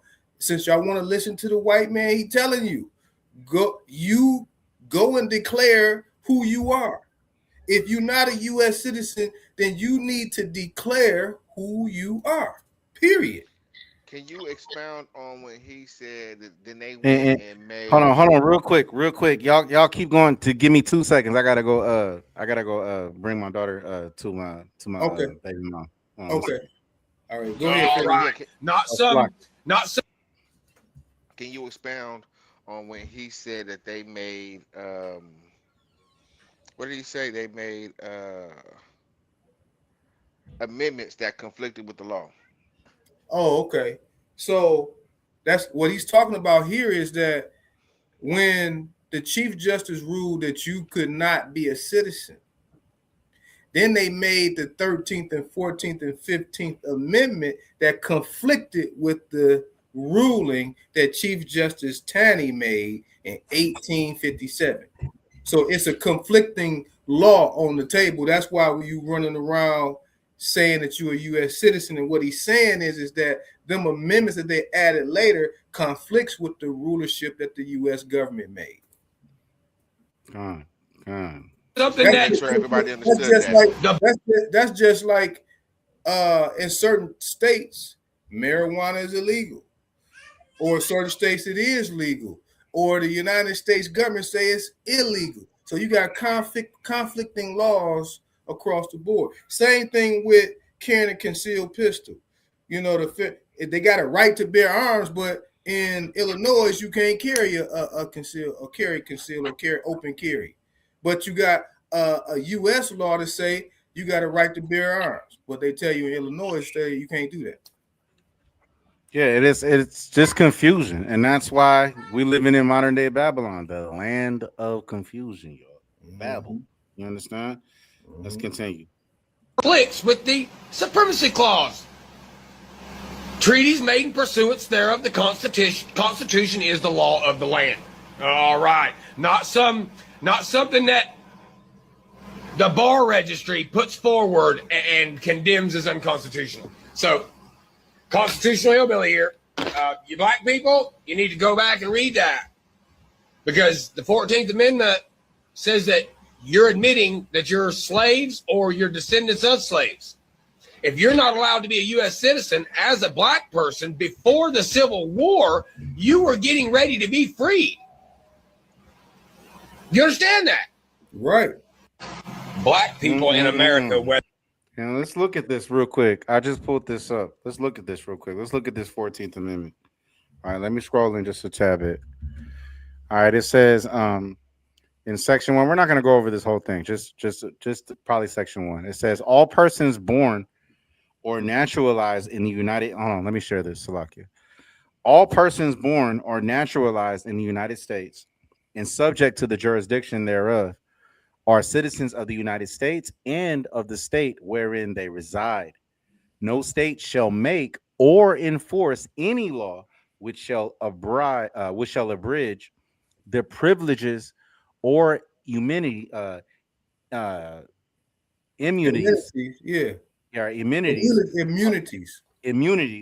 of citizens of the United States, nor shall any state deprive any person of life, liberty, or property without due process of law, nor deny to any person within its jurisdiction the equal protection of the laws. And we see clearly that we're not under that. We're gonna break this down like we break scripture down, because there's so many codes in here. Mhm. Remember, the United States law, state law are in codes. U.S. code such and such, state code such and such. So here it says, all persons. Let's deal with persons, okay? There's a definition of person that's most people are not privy to. You have a tax definition of person, and you have a legal definition of person. Did y'all know that corporations are persons? They are corporate fictions. The question is, what kind of person are you when it's talking about this? It's not talking about flesh and blood. You became a person under this law when you was issued a birth certificate and a social security card. That's when you became a person. So it says all persons born and naturalized. Naturalized is a whole process of when they take you to the doctor.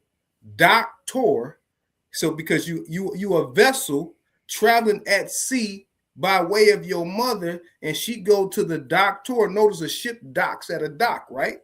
So when she give birth, she going to the dock to let out her precious cargo. Now, when the cargo goes out, then you become naturalized in the United States, not America. It don't even say America. When it said the United States, it's talking about the United States Corporation.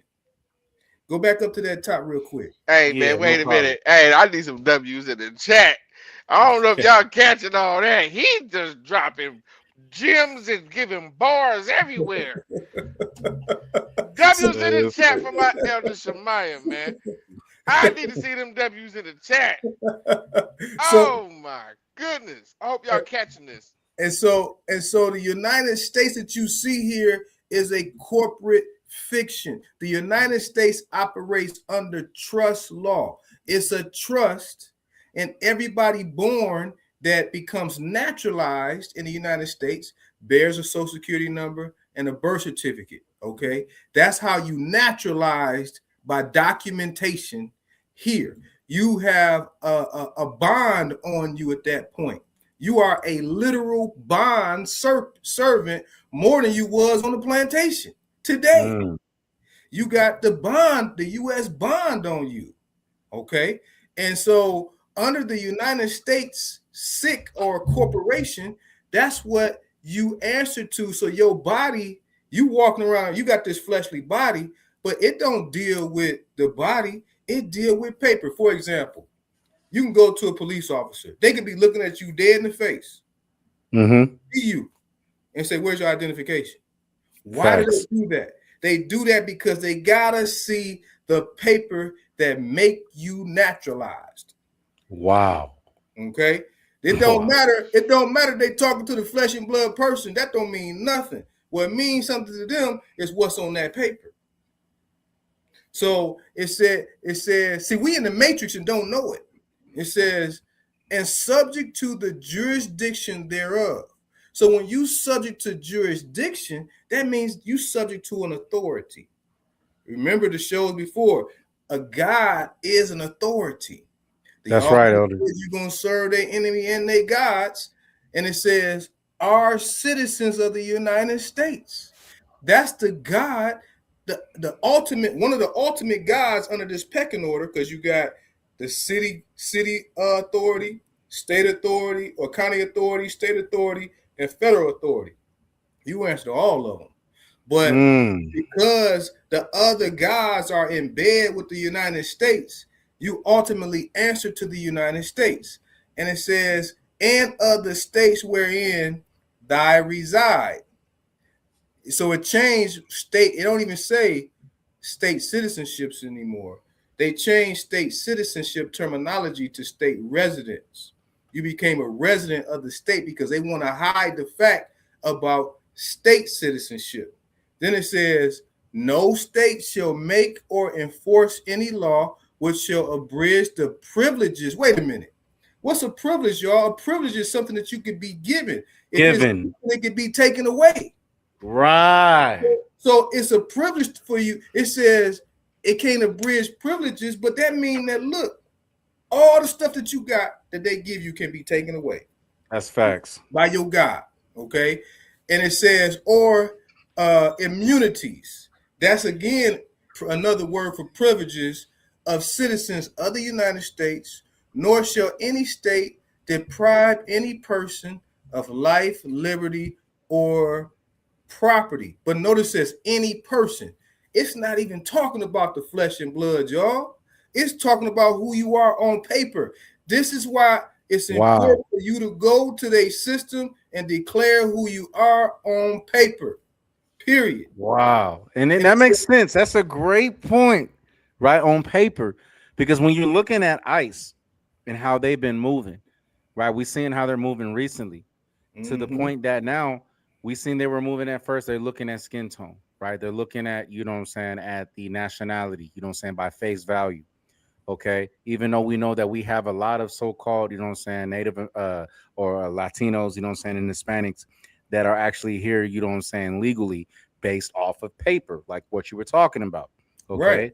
Right. And now, right, now ICE is literally pressing any and everybody, right, for that documentation, for that paper. So I see a lot of our people, right? Well, you know, ICE ain't bothering us, you know what I'm saying, as a black people. But little do we know, right, that's going to happen to us too as well, right? To where they're going to come in and impress us, you know what I'm saying, to make sure that we're legally documented by paper and things of that nature. And so this is how the Most High is going to, you know what I'm saying, restore us. He's going to force us, right, to be documented, you know what I'm saying, under his name, called by his name, Yasharallah, right? And we truly have to be called by the name of Yasharallah, you know what I'm saying, to experience, you know what I'm saying, that true salvation or that true change as far as what we're looking for.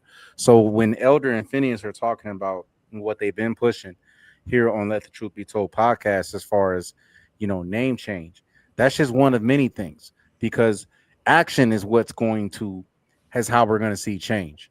Whenever you're going through something and things are not working out, it takes action, right? And so we have to make different changes in our action so that we can see this change, because we're seeing action happening right now in the United States and in many other countries right now because of change wanting to be established because of the downfall. So this downfall that we've been talking about, guys, that's in the chat, that's been watching, that elder, you know what I'm saying, and YG's been bringing out, you know what I'm saying, in the videos that we've been watching, understand that all these are for signs that the Most High has given us this grace in this time period for us to make the action that we need to make, right, to make that change. Okay, so that we're not here's the key point, late. Though. We've been saying it. What episode is this? What number episode is this? We probably on episode 30, probably at the 35. Man, we've been doing this for a while now, man. Yep. And we are literally now at the end of it all. You guys, y'all seeing what's, man, look at here. They are rioting and everything in Massachusetts. Is it Massachusetts or Minnesota? I forget which one. Minnesota. You know, it's funny. It's funny that it's always starting in Minnesota. When you think about the the George Floyd thing, Minnesota lately has been the main state to kind of start the whole riots and protesting and stuff like that. Then everybody else catches on. Which one's the other? Hey, go back to that screen before you play that video. Yeah. Last point. So, what that you had. Yep, I got it right here. And so where it says, I'm going to go down to where it says, nor shall any state deprive any person of life, liberty, or property. But the key is without due process of law. That means that they can deprive you as long as they take you through due process of law. Do y'all know what due process of law is? No. Gun line, boss. Due process. Tell them about the gun line, boss. Salute to that. Tell them about the gun line, boss. Salute to that, Phineas YG. Tell them about the gun line, boss. That's my guy. So the due process is the process in which you go to court. That means if they take you into court, they can deprive you of life, liberty, and property, meaning that they can go to court and give you a death sentence. They can take your life. You can go to court and liberty. They can take away your freedoms. You can go to court. They can take your property. But they were saying is they can't do it without due process, meaning they can't do it without taking you to the judge, which represents the authority of their God-like system. Then it says, nor deny to any person within its jurisdiction the equal protection of the laws. But again, it's about persons, and we have to understand that it's not talking about flesh and blood. It's about who you are on paper. So whoever you put down that you are on paper, that's what gives them jurisdiction. That's what the white boy was saying. And here, like I seen in the chat, like some people say, well, my father was from Jamaica. My father was from Haiti. That's a whole nother paradigm. Look, we're not going to leave no stone unturned. If you declare to be Jamaican, Haitian, Cuban, Puerto Rican, from Gambia in Alkebulan, any country over there, whether you Liberian or whatever the case may be, if you Yasharala, if you the Hebraic seed, if you a Shemitic bloodline, and you declaring to be under authority of another God, entity, name like I just gave, then you're not taking on your heritage, period. Period. I know that's hard for certain people to say here, but if you are Shemitic Hebrew of the nation of Yasharala and you saying I'm Jamaican or you saying I'm Haitian, you just as bad as saying you a U.S. citizen. Hey, you know what? And I'm gonna ruffle some feathers because that's what I do. You can even say I am an Israelite. And right. What, elder? Hey. No, what, Phineas? You stop making elder. No, Phineas, you be having some gems too, bro. Stop giving us stop giving us halfway gems. You can call yourself a Hebrew Israelite and still not be taking on your heritage, because even that name is a misnomer. There we go. Yes. There we go. Yep. Yeah. You're gonna start finishing your gems, YG. You can't just give us a half a gem and then ask the elder to finish the other half. Hey, man. That's been going on for 20 episodes. It's all good. Whenever y'all want, hey, I'm gonna come in whenever y'all need me. It's all good. Hey, real talk though, y'all. Y'all seen what's going on? Hey, it is about to be real serious around here in a minute. Hey, y'all seen what's going on in Minnesota? Y'all seen what's going on in the East Coast, out there in Philly, all throughout Pennsylvania?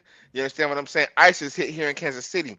Man, they was just downtown on Friday evening, bro. Thousands of people out there because the mayor, I want to say his name so bad, and this company, I want to say the company's name so bad, are allowing ICE to take over a building downtown, to gut it out and turn it into a concentration camp. Right here in Kansas City, Missouri. Wow. That's correct. Oh man, I'm saying. And so we're literally at the brink of civil war. And I'm gonna tell you right now, people, when civil war break out, there ain't no more laws, ain't no more. This is why I said on the last show, we are in the third world country now. It's over with. It's already over. It's done. Hey, you have this much time. How much time? Man, this much time. That's right. To go in man's system and change your name and put the name of salvation on you and call yourself what the Most High called you. Yasharallah. It is not Israel. You ain't no dang on Hebrew Israelite. You are a Hebrew Yasharalite. I mean, let's get it correct here. And do it like you said as soon as possible. I mean, you hear us saying it. I know people. Some people say, "Oh, what they talk. It don't matter what my name is. It matters. It matters greatly." You saying it don't matter, but you gonna take your butt to the state and put your name on that driver's license every year, every time you got to renew it, and it's gonna be that slave name that you had off the plantation. You know. So yeah, I be delivering these packages, and some of these packages be requiring indirect signatures. You know what I'm saying? And adult signatures. And when they're giving them the little device, they gotta sign their name, and whatever name they put up on there, that's what they're declaring themselves to be. You know what I'm saying? And if they don't sign their name to declare themselves, I'm not giving them the package. So yeah, keep that in mind. You are not. Hey man, you can call yourself Yasharallah all you want. But if it's not on paper, if it's not on record, even in, I know they were like, well, why would I put it in man's system, man? You are like Elder said, I don't know how many episodes ago, your ass is already theirs. Yeah. So you might as well put your name on it. That And the then- Father called you. And the Almighty told us to look. He said, "Those that are called by my name." Who is all calling you by the name of Yah? Now we can say we this and we that, but when you go to work, when you go to school, when you go purchase something, you show your identification card, you show your credit card, all that stuff. Who they calling you? That's you didn't answer that. You answer that for yourself. Who are they calling you? And who are they looking for? And who are you representing on that piece of paper? Are you representing the name that Yah gave your heritage? Or are you representing the name that the slave owner put on your forefathers? Period. That's right. Let's get to this last video. Right, we got a lot of stuff jam packed. We're gonna continue to keep, you know what I'm saying, pressing forward. You know what I'm saying, in future episodes. You know what I'm saying, dealing with these current events as far as what's going on to keep you guys updated, because that's what's hot right now, and that's what we need. You know what I'm saying, to be on. You know what I'm saying. So we appreciate you guys for being here for another episode of Let the Truth Be Told podcast. Let's get into this. Elder, I think you sent this to me. This is dealing with Charleston White before he was famous. Okay, a lot of people may know Charleston White as the internet character who says a lot of outlandish things. You know what I'm saying? I think the guy's funny personally. I like to do. That's just my personal opinion. But you know, to each his own. But let's check out Charleston White. You know what I'm saying? And let's look at this. Right? It looks like he's in Fort Worth, Texas, in some type of courtroom, dealing with what it looks like to be a bunch of politicians. So let's see what we got here. White, I will remind you that this is a civil body, and if your language is inappropriate, you will be removed from the chamber. Well, I'm not a civil man. This country once sold my ancestors, so civility is. I know, YG, look like T.I. up there, ain't he? Look at them balls. Look, hey, look what he got on his shirt. Nigga. Hold on, Elder, with some blue jean overalls. That is just confusion. He done went and got some, you know what I'm saying, some Uncle Ben, you know what I'm saying, old school white Uncle Ben overalls, right? And then got the nigga on the shirt, right, with the dreads that's barely hanging. Now he ain't got dreads no more, y'all. He didn't win bald, clearly, as we see here, right? But man, this is Lord have mercy. Let's rewind this back. It's something that black people typically don't get exposed to in this country. But I do understand the Constitution, so I do come in uncivil behavior. Say, brother, where you go? The brother, you right here in the blue shirt, man. I love you.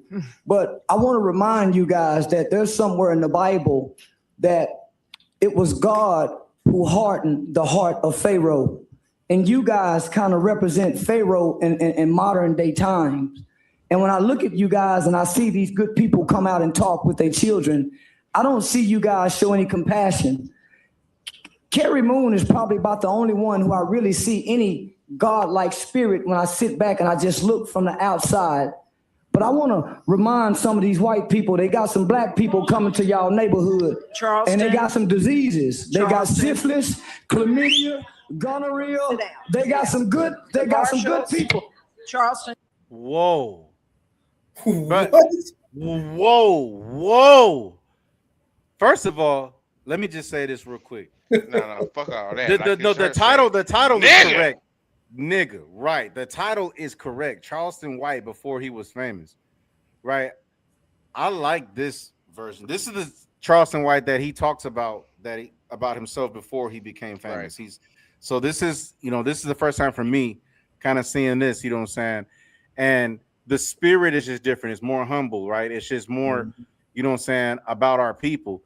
The moment that he started listing, Elder, I'm gonna rewind this back a little bit too. The moment that he in YG, the moment that he started listing certain problems and issues that, you know what I'm saying, that we're dealing with as a people, not only in our neighborhoods, but just amongst us, you know what I'm saying, as a community, notice that the officials sent, they counseled him on the spot. Let me just say that's Fort Worth, Texas. Wow. This You'll place, be removed. Tonight, we will close tonight. Mr. White, I will. Here we go. Let's watch this again. I don't know. Mr. White, I will remind you that this is a civil body, and if your language is inappropriate, you will be removed from the chamber. Well, I'm not a civil man. This country once sold my ancestors, so civility is something that black people typically don't get exposed to in this country. But bars. Right. He was right. Gotta say that. He's right. Yeah. I do understand the Constitution, so I do come in uncivil behavior. Say, brother, where you go? The brother, you right here in the blue shirt, man, I love you. But I want to remind you guys that there's somewhere in the Bible that it was God who hardened the heart of Pharaoh. And you guys kind of represent Pharaoh in modern day times. And when I look at you guys and I see these good people come out and talk with their children, I don't see you guys show any compassion. Carrie Moon is probably about the only one who I really see any God-like spirit when I sit back and I just look from the outside. But I want to remind some of these white people, they got some black people coming to y'all neighborhood. Charleston. And they got some diseases. They got Charleston. syphilis, chlamydia, gonorrhea. They got some good people. Charleston, you'll be removed. Tonight, we will close tonight. Mr. White, I will remind you. And then they close it after that. That's crazy. Well, you know, the gym that he dropped, he's talking to the city of Fort Worth. And he told them that they sitting in Pharaoh's seat. So that goes along with what I was saying earlier, that how the pecking order of the authority of the guys that you serve. It's the city, it's the county, it's the state, and it's the federal. Facts. You know, and it's the money guy. All in one. Right. You know, all in one. Yeah. Let me Phineas just sent me a video. Let me download this real quick and I'm gonna play this. No, it's a song. It's a song? Okay. Yes, now I'm gonna tell you guys right now. This is a song that my uncle wrote. It is my grandfather, Papa B, singing it. He used to be part of a great reggae group called Dub Nation in the late 90s and the early 2000s. I heard of Dub Nation. That's my grandfather used to be part of that group. But this is him singing the song. My uncle China McLeod, that does I do a music with. He's featured on basically on all my albums. He wrote this song and he produced it as well. And so this song is called Babylon Is Falling. Now this song came out in 2003 or 2002, I think it was, on CD. We're actually about to re-release it on digital here soon, so everybody can hear it on all streaming services. But you guys are going to hear it right now for the first time on Let the Truth Be Told podcast. And this is a dope song, and I want you to go ahead and play it all the way through, Zamron. You know what I'm saying? We could talk about it a little bit after the show before we end it out. And I love it. You guys enjoy. And while we listening to the song, man, I'm gonna finish up this bottle I've been sipping. E40 needs to sponsor me. That's right. E40, I sat water. here, drank the whole bottle, man. E40 needs to sponsor water. I be on that Earl Stevens. So y'all go ahead and toast up and listen to this song, man. It correlates with everything that we just talked about on this show. So we got an exclusive, you know what I'm saying? Just for y'all, you know what I'm saying? On the spot, Babylon is Falling, you know what I'm saying? With Phineas YG and who else? No, I'm not on the song. This is my grandfather. It's your grandfather. His name is Papa B. From the late group called Dub Nation. Reggae group. This is reggae music. My uncle Charlie McLeod produced it, wrote the song, and my grandfather was singing it. It's a dope egg. It's reggae. Y'all check it out. So as we play this, let y'all know, you know what I'm saying? My brother Phineas, let it be known, right? There's copyright disclaimer under Title 17 USC Section 107. We're about to check this out, right? For criticism, comment, news reporting, teaching, and scholarship. Let's get right into this. This is Babylon is Falling. Mute you guys' mics.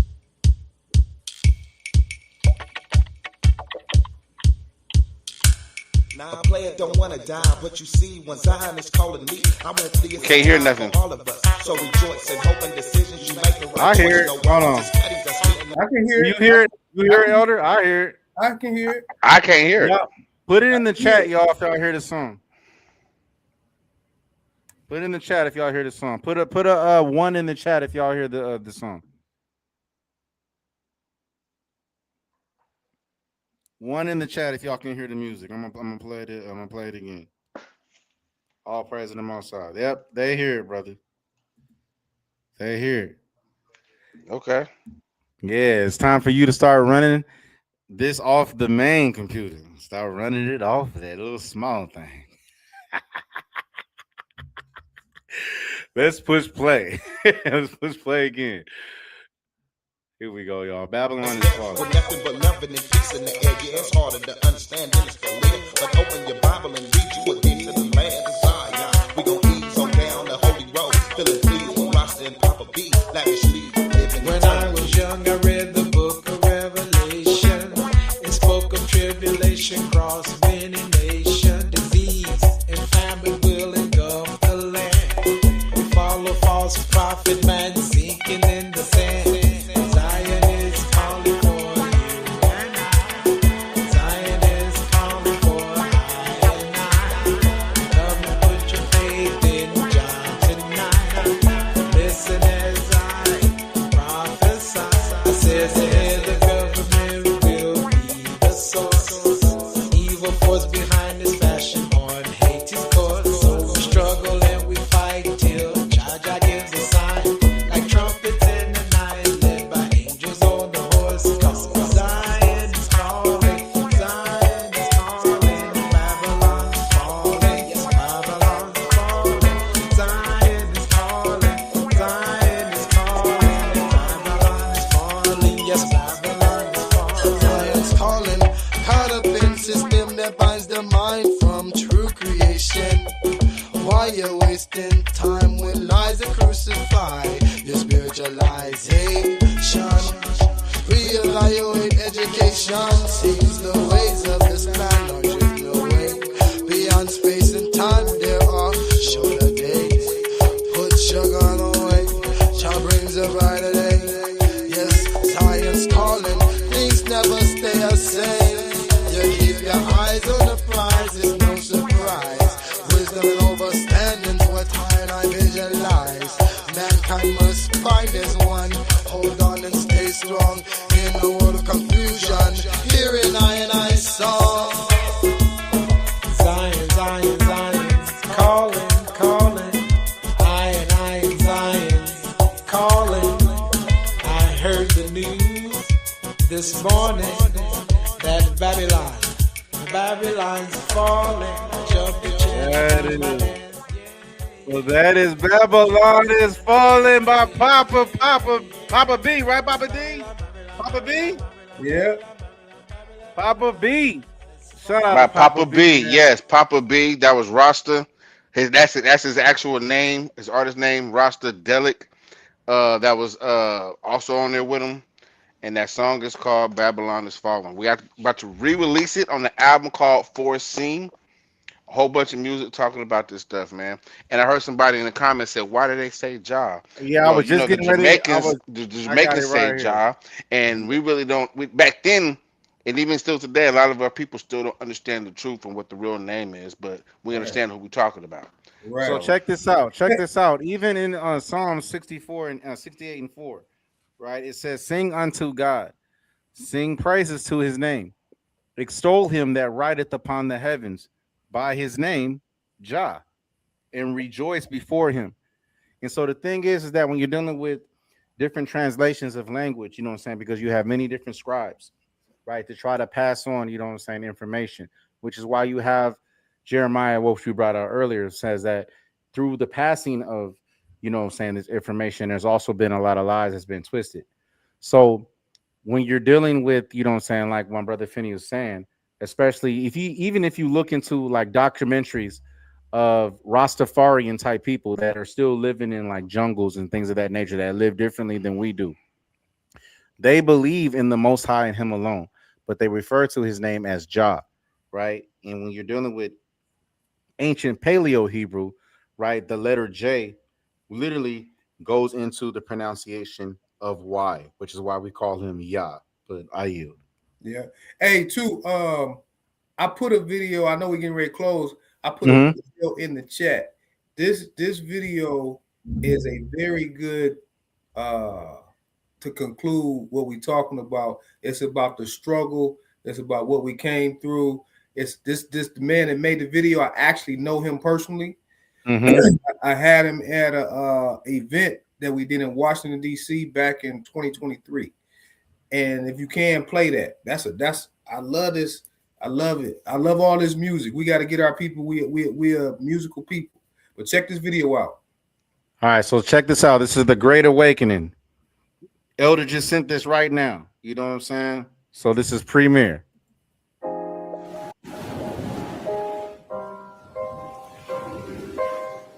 Deuteronomy 28. And it shall come to pass, if thou shalt hearken diligently unto the voice of the Most High thy power, to observe and do all his commandments, which I command thee this day, that the Most High God will set thee on high above all nations of the earth. But if thou wilt not hearken to the voice of the Most High, to observe and do all his commandments, then curses shall come upon thee and overtake thee. All these lies and delusions, wake me up, show me a new dawn. Open your eyes, rise, children of the light. I am awakened, I am awakened.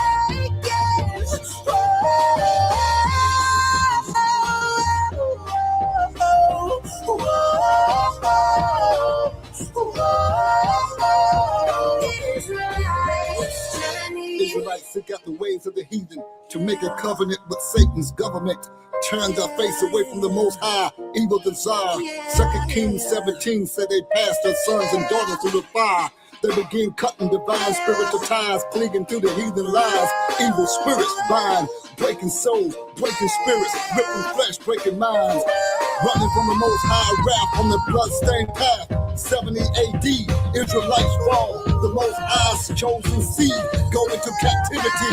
Hebrew Israelites watch nations rise. They watch nations fall. 4 beasts, Babylon, Medo-Persia, Greece. We pray for the fall of the 4th beast. Under the iron foot of Rome, we long to go home. A hopeless nation lies dead in the valley of the dry bones. Simulation of Shemites to Hamite clones. Israelites wrong. All these lies and delusions, wake me up, show me a new dawn. Open your eyes, rise, children of light. I am awakened, I am awakened.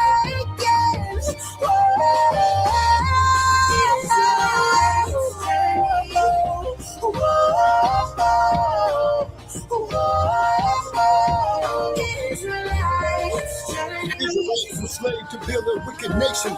No true identity, only tribulations. Flesh scraps of swine. We eat the worst of the animal kind. Use Confused, they set us in high places to be abused. Control the tribe, control the tribe. Our leaders take bribes to continue the lies.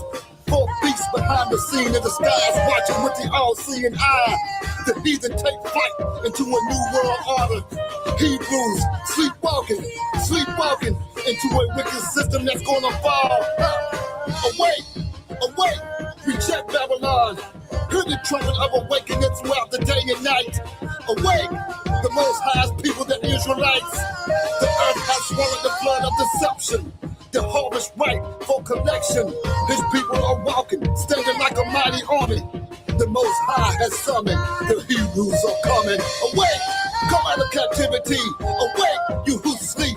Arise, receive the Most High's laws and commandments. We are the Israelites. In my mind, all these lies and delusions. Wake me up, show me a new dawn. Open your eyes, rise, children of light. I am awakened, I am awakened.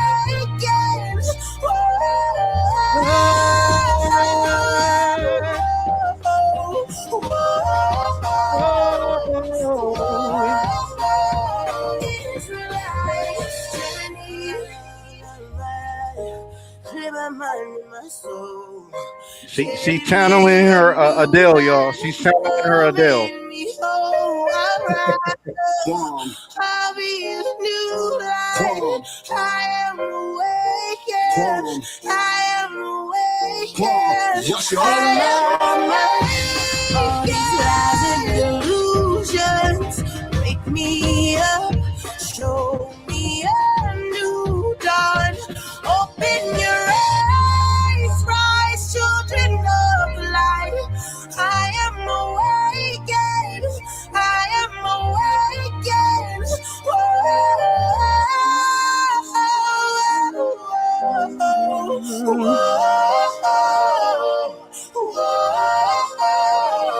Israelite's journey.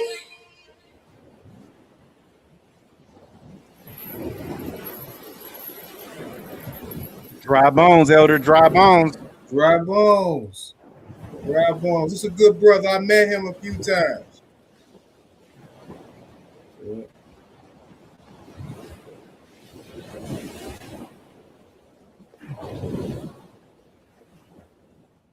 Yeah, I rock with that. I rock. Was there more? You want me to keep playing or No, that's it. That's it. That's yeah, it. I rock with that. I remember that though. It's been a while since I seen that. I remember when that first came out. It's a real good song. You know what I'm saying? Shout out to the singer though. Y'all know me. I'm a singer, bro. So. Right. Hey, we waiting on you to put out another hit, Zamra. Yeah, I really enjoyed that right there, man. The video was just it's in the process. It's in the process. You know what I'm saying? You know what I'm saying? I got some stuff I got to work on. Of course, you know what I'm saying? I got to have YG on the album. I got a few projects I want to work on. I might be putting out a you know what I'm saying, a tour only, you know what I'm saying, Tanakh only Truth album, R&B album. But I'm also putting out an R&B album too, you know what I'm saying? Don't get it twisted. Hey y'all, couples. we all got projects, you know. I'm writing a book that's gonna be out too. And also my brother Zamron gonna help me out. I'm gonna have a teaching podcast where I'm gonna go through step by step from the beginning to the end, dealing with subject matter, precept upon precept, and it's gonna be called Malak's Corner.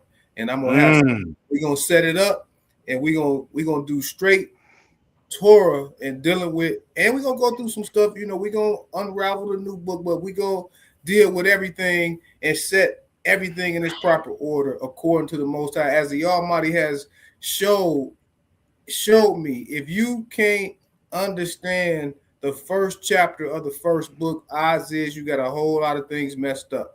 So when we start this, we're gonna start at chapter 1 and walk it all of Genesis and walk it all the way down. Guarantee you it's gonna be a great awakening. Seriously, just like we saw in that video, it's time for y'all to rise, as he said, Quam, which is in the Hebraic tongue, which means rise. It's for you to rise, get up, declare yourself, take off them chains by going in the system and putting your name, Yasharala, on you, family.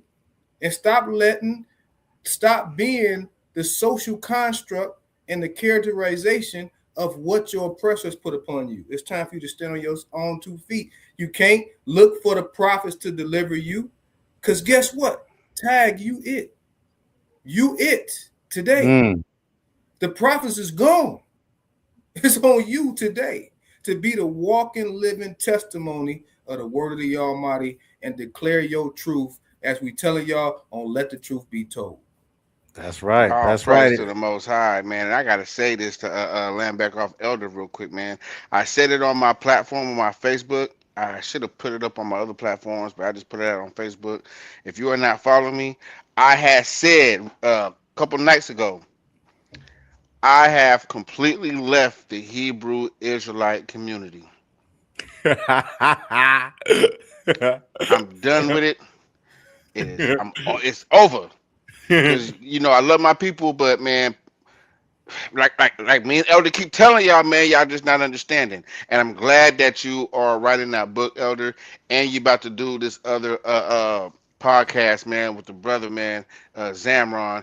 And like you said, you about to really walk him down and go through everything with a fine-tooth comb, man, and that's the truth. If you don't understand the very first book, you got the entirety of this so-called what we call Bible wrong. And you know what the thing is that he gonna put together the what you call that, the intro, the outro, right? Yep. But I'm gonna have y'all gonna come on there too. But we gonna really break down the precepts, and we gonna go through and deal with it, and don't leave no stone unturned. So when Elder 100%. be saying when Elder basically said, when y'all hear Elder say on the podcast, like, hey, we gonna wait for another episode. We're gonna get into that. This is what this platform is about to be for. So make sure you guys stay tuned, right? For Elder's new platform that's gonna be coming out. I'll make sure that, once everything is set in stone and established, that I hit you guys with the news, the links, the channel, so that you guys can subscribe, man. Right? Because we're not just gonna be doing work here at Let the Truth Be Told podcast, man. We gotta, we're covering all aspects, And also too, I want to drop this too real quick. I know this is kind of a little bit off, the Richter scale. But I know y'all been hearing me talk about lately, especially all of last year, that I was interested in something I've been wanting to do for quite some time. I am the page is officially set up. There's no videos uploaded yet, right? But you guys make sure you guys subscribe to Zam Sports, right? hey, he gonna talk about the Chiefs, y'all. No. But what I will be talking about, I'll be covering all NFL, all NBA, and all boxing. You know what I'm saying? These are the sports that I gravitate to, right? But not just covering, them. I'm gonna be diving deep, into analytics, breaking down, gameplay, game film, things of that nature to keep you guys updated. So for those who are believers, of the Most High, believers of Yasharala, you guys have a sports channel, where you can come, and get your sports as well. You understand? So make sure you guys subscribe to the Zam Sports channel and be on the lookout for videos to come out soon. All praise to the Most High and Him alone. Hallelujah. All praise. All praise. All praise to the Most High. So this is another episode of Let the Truth Be Told podcast. You understand? I'm Zamron the Servant, Phineas YG, and of course, the wise Elder Shemaiah in the building, and everybody else in the chat. We love y'all. We appreciate y'all. Right? Make sure you guys chime in next Sunday. 6 o'clock. We're gonna be right back with another episode of Let the Truth Be Told. Wait. That's 6 o'clock Pacific Standard Time. 8 o'clock Central Standard Time, 9 o'clock Eastern Standard Time. Right. God, that's good clarification. There you go. God, all praise to the Most High. So we love y'all, man. Until then, we'll see you guys next week. We praying for nothing but peace and blessings in your guys' household. Hey, man, GOZ until we free. I gotta throw that in there. Hey, real quick. Go get y'all name change, my people. Mm-hmm. Go to the website, man.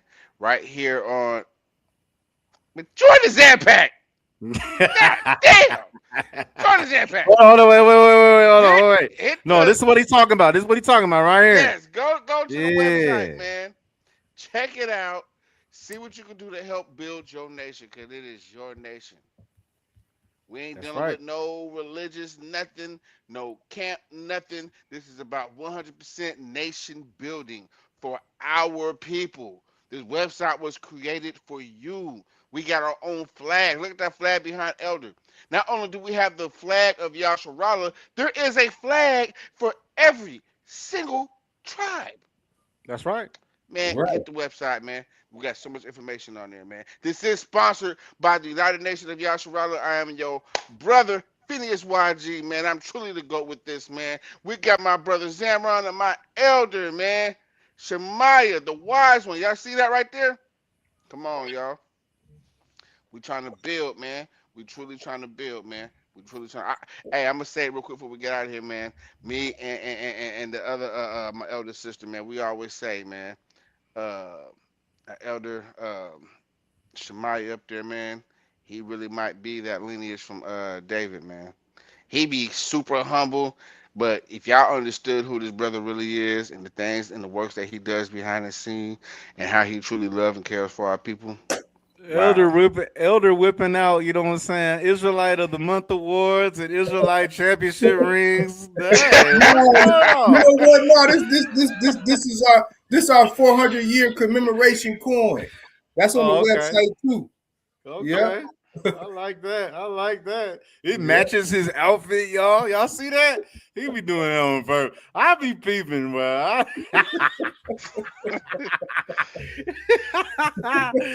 Oh man, love y'all, man. Love y'all. Hey, also look, hey, keep in mind, y'all. Pretty soon, y'all willing, y'all gonna get the Let the Truth Be Told podcast episode. You know what I'm saying? It's gonna be an episode. Gonna be all three of us in the same room. Yeah, absolutely. Live and in person. That's gonna be something right there. That's gonna be something. Yeah. I'm waiting on that. Yeah. But all praise in the Most High. Until then, y'all, we gonna catch y'all another time. We'll see you guys next week, Sunday, 6 p.m. Pacific time. Make sure you guys tune in. Let the Truth Be Told podcast. Shalom, y'all.